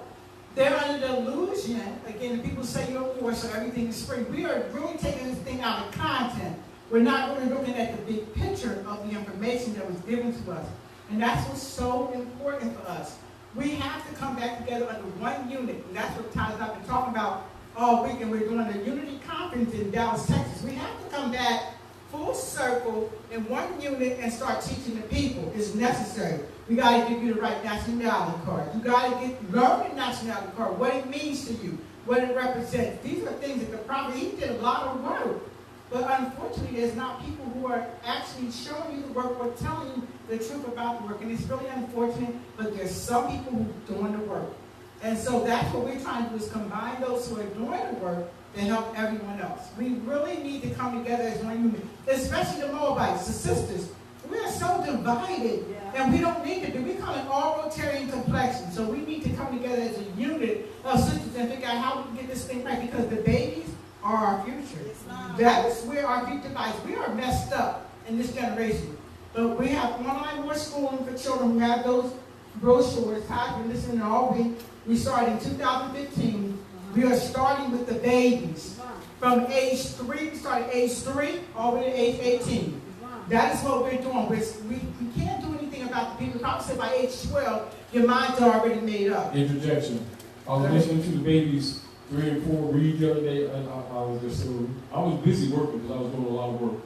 But every time I hear them talk, it was so pleasing.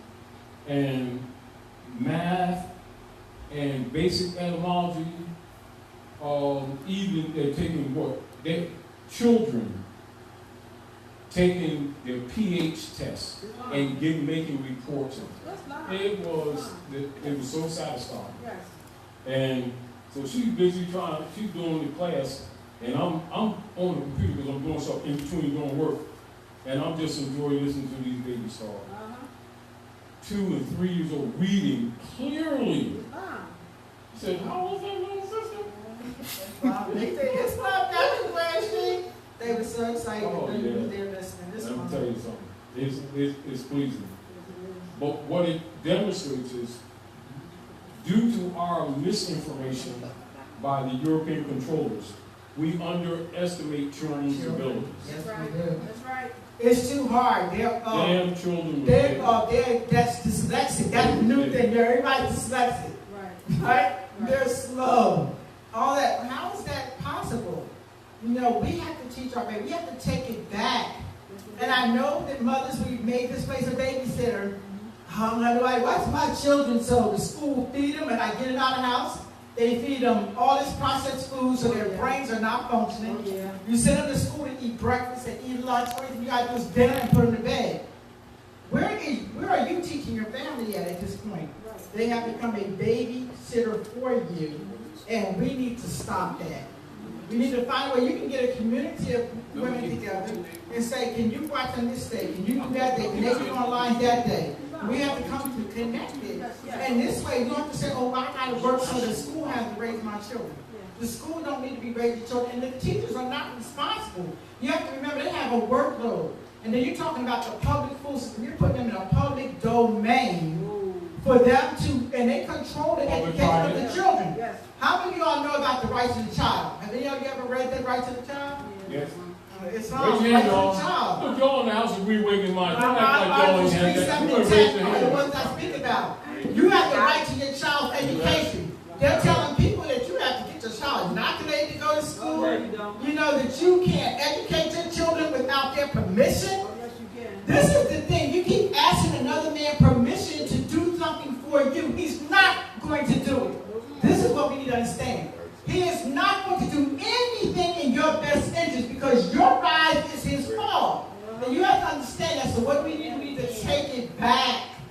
Moors, we have to take back our communities, our children, our families, our sons, our daughters, our men. We need to take them back. See, they've been trying to destroy us women for a long time. First, they took our brothers and let them marry all these Europeans, and that didn't work. We still love them anyway. So then what they do, now they're taking the sisters, watch these commercials. Now these sisters are marrying these Europeans. All these commercials got these, my cousin calls them Africans. They got these, they call them mulattoes. He's always naming someone. And now they're showing that these Europeans, the women, and these children, and these European men. Why do you think that is? The blending back process. Absolutely, and what they're doing is they need our bloodline to live. Do you think that marriage just was by coincidence? Queen Charlotte was an Asiatic, and they're all descendants of her. So what they need to do now, they need to re-amalgamate back into our society to keep their bloodline alive. Once they have children, they're going to marry back into the European societies. Look at what they do. All the people that go to Hollywood, when they marry, they don't bring them back to the Asiatic communities. They don't bring that fiat back. They don't bring them back. They marry amalgamate right back to the Europeans. Don't we see it? And they say, oh, they love me, they care about me. They don't care nothing about you. They're still using you to stay alive because we're mother. All sources come from us. Everyone needs our blood to survive. That's right. So if we stop giving them us, stop amalgamating, our brothers stop seeding them and stay home. And we have to raise that though. We have to start with the minds of the children. And it don't start just when they're born. It starts when you're grooming them in your womb. It starts with you eating the right foods, with the right thinking thoughts. You have to start from the beginning, seeding that seed properly when it gets here, and then nurturing it once it gets here. And that's it. You can't let control of that. And also the brothers, you got to get your brothers right so the seed is planted right.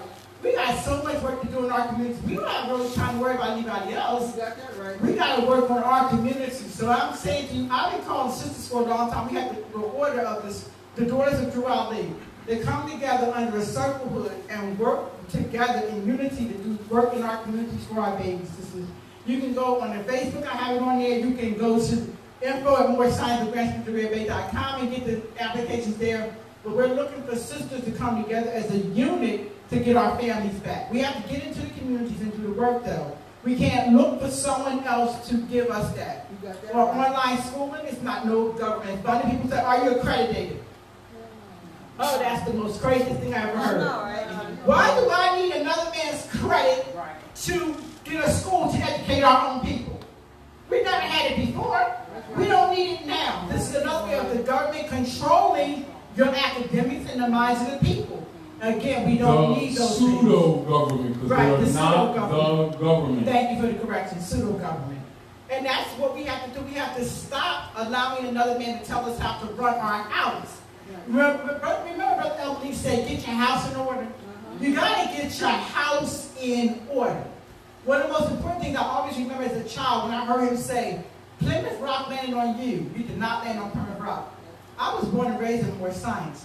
I went to my uncle, he was an imam, and he was the leader of the family. And I said, you know, every time I hear that, it just takes me back to my lessons that they landed on us. We didn't land on them, so they're over here taking over now. Taking over everything. So what do we need to get back? He said the first thing we need to do is start naming our children the correct names. And that was one of the big things. He said, once you start waking in the minds of the people with just the name, even if it's the first name. And then what came out later? The movie Roots. How many of y'all remember that? 1973, Roots came out, right? And then after Roots came out, then everybody's names was Kizzy and Kunta Kinte and all these other names. People started naming their children, so they took control back for a minute. And even though it was like a little African movement or whatever, it was a conscious awakening to our mothers. Now, the names, last names, a lot of times now when we nationalize people, all we got to do is get rid of what? The last name, because the mothers have taken care of the first name. So when you see these people who don't want to name their children these names because they want them to have these European names, it's very disturbing because I want my child to have a chance in life. When they open up their mouth, they're going to know they age at it. It don't matter what name you put on them. Unless you're trying to act or sound like one of them, right? Most of the time when they talk to us, they know who we are before we even, just by my voice, they know I'm Asiatic when I open up my mouth. So when they call my phone, I be like, why you call me? I don't have any European friends. why are you calling my phone? And it's disturbing to them, but you know, just like they know the sound of our voice, we know theirs. How many of you ever seen that commercial when the European be faking those names? He could act as though he's an Oriental person from Asian descent. He acts like that he's Chinese. He goes to all these, and then he gets to the Asian, he said, Tyrone. Have you ever seen that commercial? Yeah. Okay, and when he says Tyrone, it's a discrimination commercial. How's a discrimination commercial? And it's a good one because this European, when he says Tyrone, and then he calls back as a European himself, and they tell him the building is available. You see, because they know by different names, just by the sound of your voice, it could be any name, but by the sound of your voice, they know who you are. So we have to stop trying to, it's identity theft, and now that we are giving it to them, they're no longer stealing our birthright, we just hand it over to them. Yeah. You know, and so we need to stop handing that over the birthright, take it back, Morris. Take back your rights. Do what the work of the prophet said. Do he made everything else? Us all we need to do is follow instructions. Islamism? Islam. Thank you. Now, reversioner is predicated on an appliance consciousness of de facto distinguished from de jure. Are we clear? Now, and this would be the same thing with people who have issues with the birth certificates and the marriage certificates, which are bank bonds.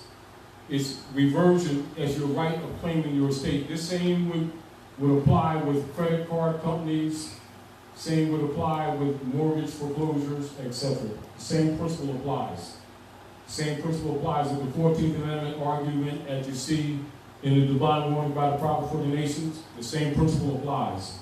So I, say your name, though. I, Taj Tarik Bey. What's yours name? Come on.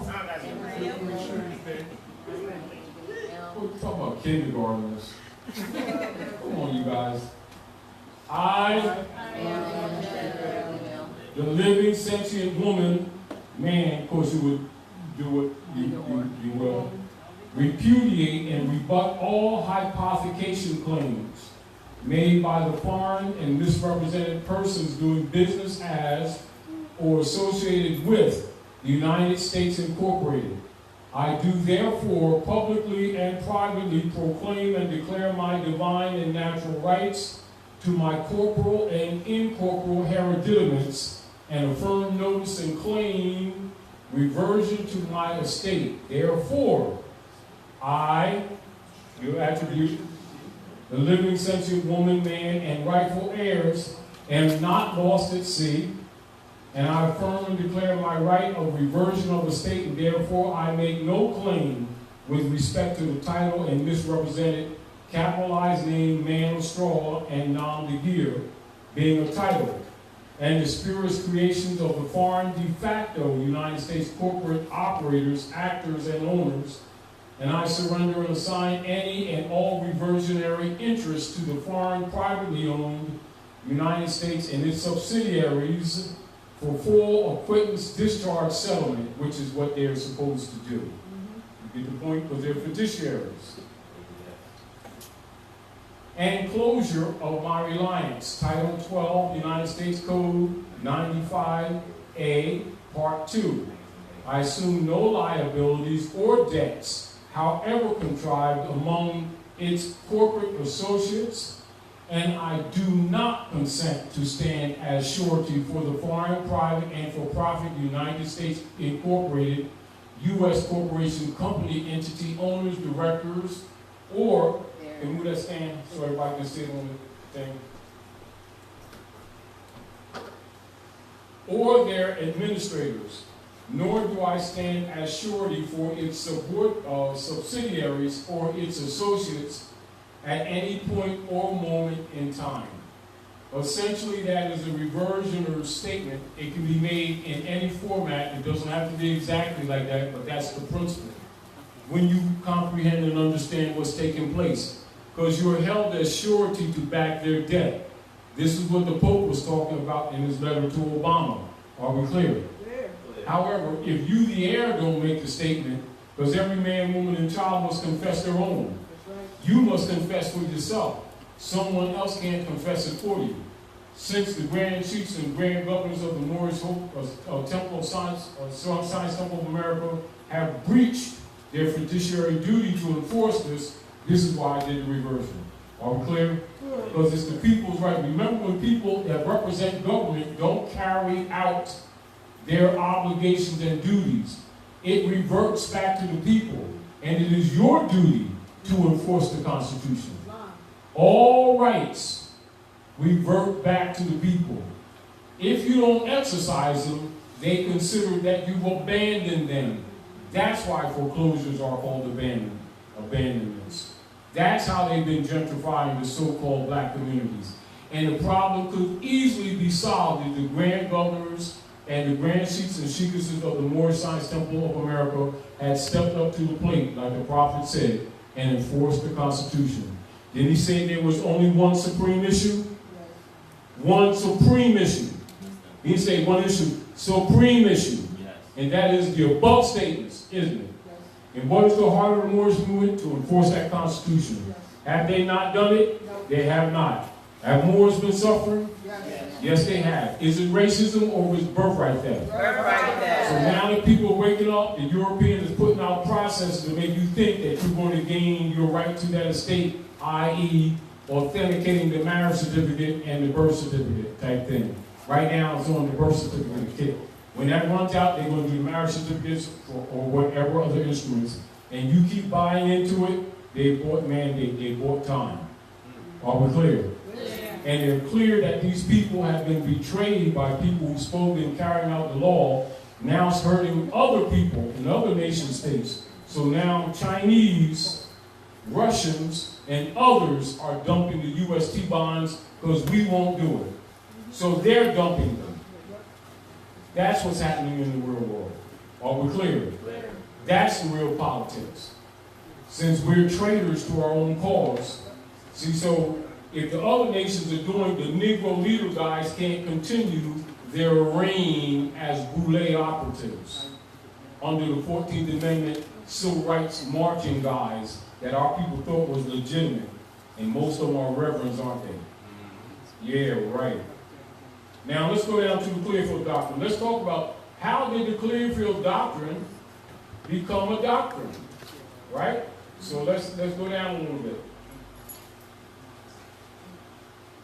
So now that's the nature of reversion.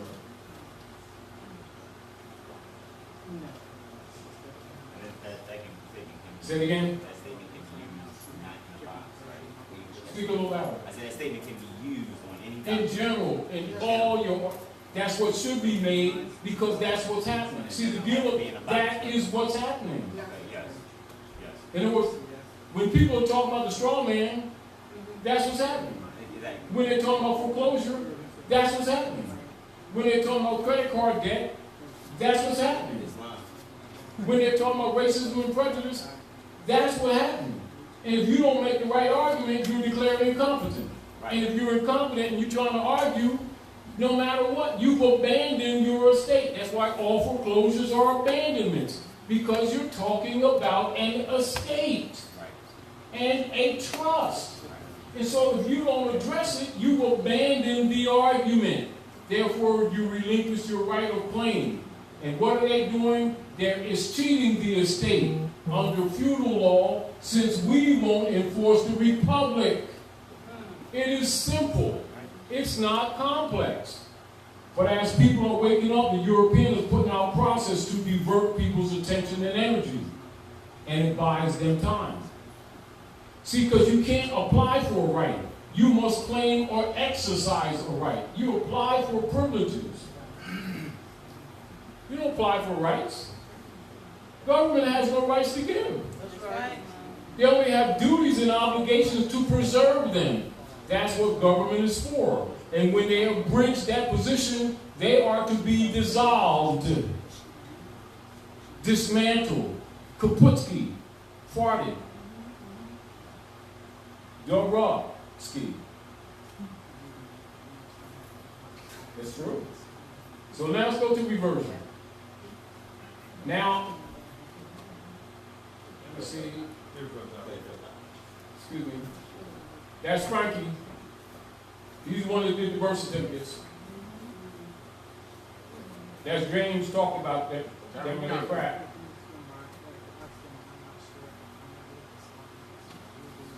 And the birth certificate. Hold on. Excuse, let's go to.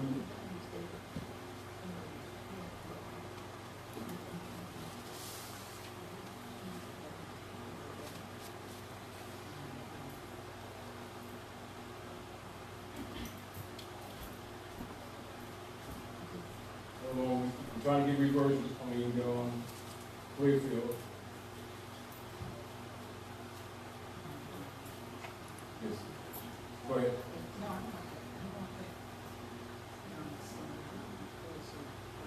Okay.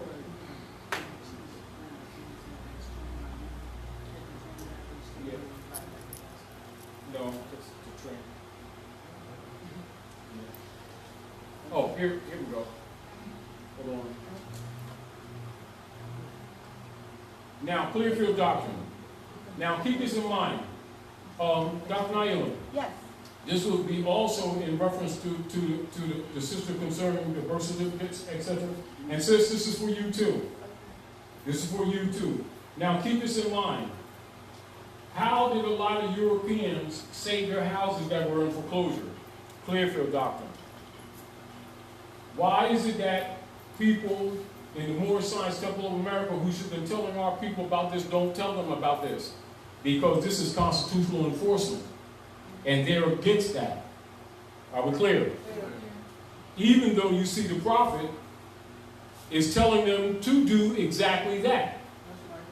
This is why so many of the people don't get the Moorish literature. They don't want people to read that stuff because why? It will prove that they're operatives.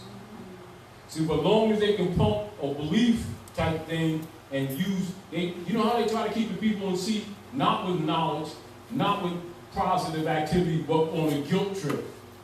Like you don't appreciate the prophet if you don't come and sit in them seats and give them finance while they undermine the prophet. Right. See, but until you study, you wouldn't recognize that they're undermining the prophet. Because they keep saying, Moorish Science Temple of America, and they keep saying Prophet Nobrali over and over again, and people think, yeah, they must love the prophet. You watch what they do and what they have done, and you'll see that they don't love the prophet. Now, keep in mind what Europeans ain't playing. They ain't gonna let you just take their stuff.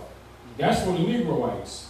And this is basically what the Clearfield Doctrine is all about. How did it become a doctrine? Corpus Juris Secundum is an encyclopedia of the United States law at the federal level and at the states level.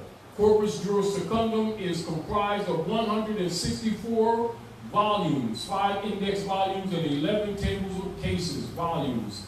These comprise, of over 430 topics, which are arranged in subheadings for ancillary purposes. As an example, a stare decisis law may be found and misspelled. Yet should be found and examined.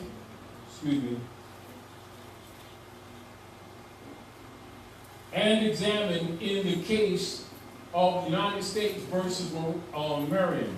So these are cases that you can look up to back these principles up. See Corpus Juris Secundum, Volume 20, subsection 1785. The United States is a foreign corporation. A foreign corporation. Not just a corporation, a foreign corporation. So you want to go to them and authenticate your birth certificate? They're imposters. They have no, you can only do what? Sell yourself to them. And let them off the hook for human trafficking by authenticating instruments that they created under fraud. You see the whole point? Now, but let's go down and just read a synopsis of the Clearfield Doctrine. United States Supreme Court Clearfield Trust Company versus United States. So how does the Clearfield Trust Company versus the United States?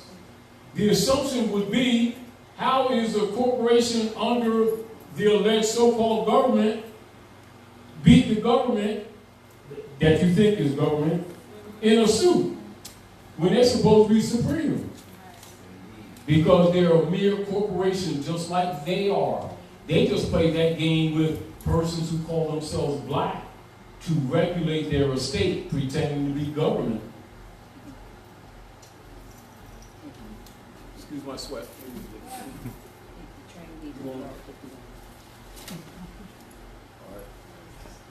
Write something and let me know. All right. Now, deal. The concept that people who think that these people are government, you're looking at them as the authority. They're imposters, and they've been robbing us. And what the representatives for the Clearfield Trust Company is saying, you do that to them dumb niggas, you ain't getting this off on us. That's why it became a doctrine. It's a case that became doctrine. Are we clear? All right, now, let's look at this, y'all. Governments descend to the level of a mere...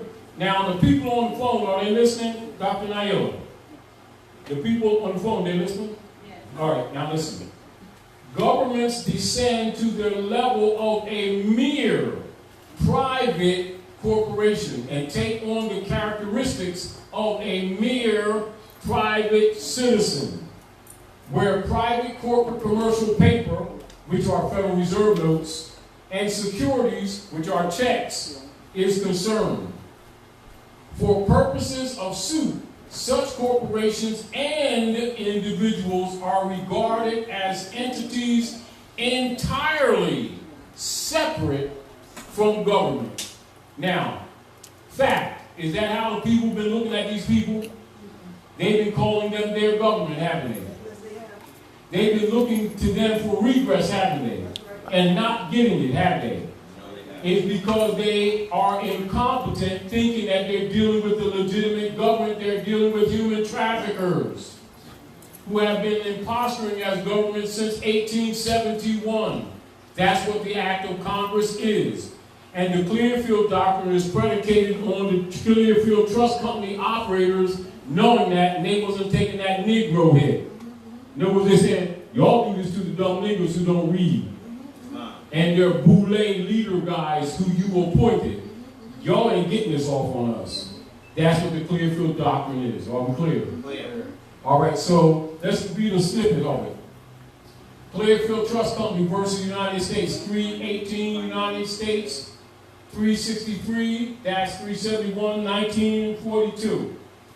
The truth about the unconstitutional and misprision Act of Congress in 1871 was a secret cover-up of a coup d'etat committed by that former disgruntled United States Congress, which overthrew the Abraham Lincoln administration in 1861. The provable jurisprudence facts about right law and the de jure and principled nature of the Clearfield Doctrine must be known by and be cognizantly recognized by all true Aboriginal American Al-Moroccan nationals, being the natural peoples and heirs of the land, America. What the Clearfield Doctrine is saying, establishing and reaffirming in stare decisis and constitutional law is that when the deceptively imposed, unconstitutional, and privately owned Federal Reserve Corporation owners' private commercial paper was and is by the imposter and corporate U.S. government, specifically referencing the governing officials and offices of and for the United States, small case, United States, uppercase, U.S. democracy, then that said former legitimate government loses and had lost its sovereignty status and became no different than any other mere and common non-government private corporation. Those degraded de facto and unlawful legislative acts of delusion expose that the pseudo-congressmen and their other franchise states of corporate men acting as public officials or officers of government had breached their fiduciary duties and abridged their trust. Therefore, these said actors had and have abandoned their constitutional and binding oaths and of trust. These same actors thereafter embraced for private profit and benefits, those negating and foul principles that were and are directed towards supporting their criminal acts of misprision and treason.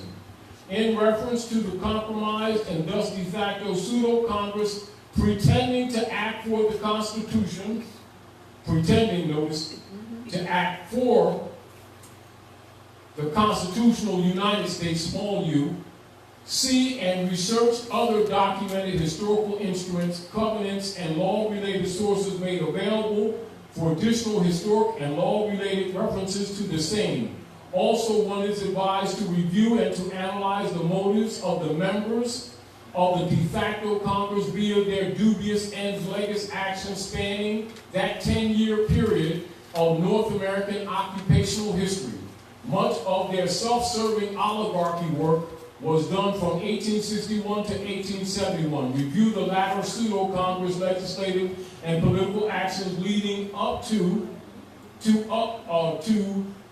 those and other misprisions noted from May 10th of 1861, and of course March the 27th, which I need to insert, involving such subversive activities by all parties involved and leading up to the said de facto congressional members of the United States Congress adjourning sine die, and culminating with the crime covering act of Congress February 2nd, 1871. Within that 10-year span of time, note some of the long-standing social and political impacts born of some of these relevant political and legislative acts and related events. As examples, review the executive actions initiated under Abraham Lincoln that formed the basis for the construction of and the issuance of the Emancipation Proclamation in 1863. We don't need to go further. That's what the Clearfield Doctrine is all about. They know that these people ain't government. And that whole platform was put in place to, what? Institutionalize slavery against the Moors. And them Europeans are saying you ain't pulling that stuff on us. That's why the Clearfield case, which was litigated in Clearfield, Pennsylvania, became known as the Clearfield Doctrine, which is res judicata and stare decisis, and cannot be disputed by any so-called court or its fake officers. Now that's why we tell people, you got an argument, understand the Clearfield Doctrine. Yeah, I read it. Did you read it? Yeah, I read it, but see, I gotta do the UCC. Did you read it? They didn't read it.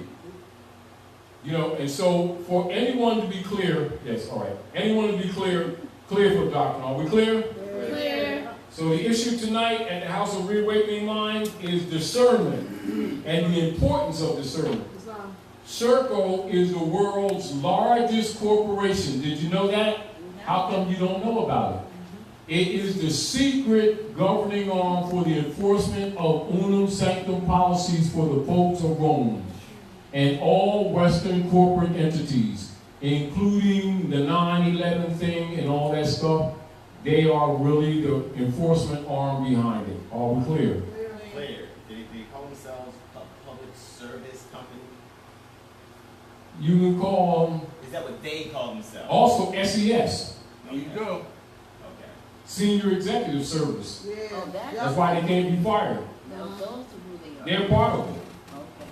You know, and so while our people are talking other stuff instead of what's really happening to them, they're not addressing the real problem. So if they can divert you, why don't you come over here and sign right here and authenticate the birth certificate? You're dealing with imposters. If the Europeans ain't doing it, and that's their order, why would you? When you're the target. In other words, you're the food. See the point? Anyway, thank you all for coming out to the House of Reawakening Minds. And I thought, I trust that we got some usable information out there, the importance of discernment and why I brought it up as a subject matter. Because the trolls have been popping up left and right trying to get hits. Yeah, right. And the deal of it is what we're doing, we're informing you. I don't need to defend me, you know what I'm saying? Because the people around the world defend me. So that ain't even a big deal. But I'm not interested in that. I'm interested in informing you so that you can defend yourself. Are we clear? They're not worried about Taj Tarik. I'm unimportant. They're worried about what I say. You understand? Because it exposes them. So they try to disgrace me or try to discredit me. But if I show you the information, let them argue with the facts. That's the facts. That's the record. Taj, you made that up. That's congressional records. I tell them to show it's untrue then. Huh? I tell them to show that it's untrue. Who? They won't. No, they never. Because they can't. Crickets. They can't. Yeah, crickets.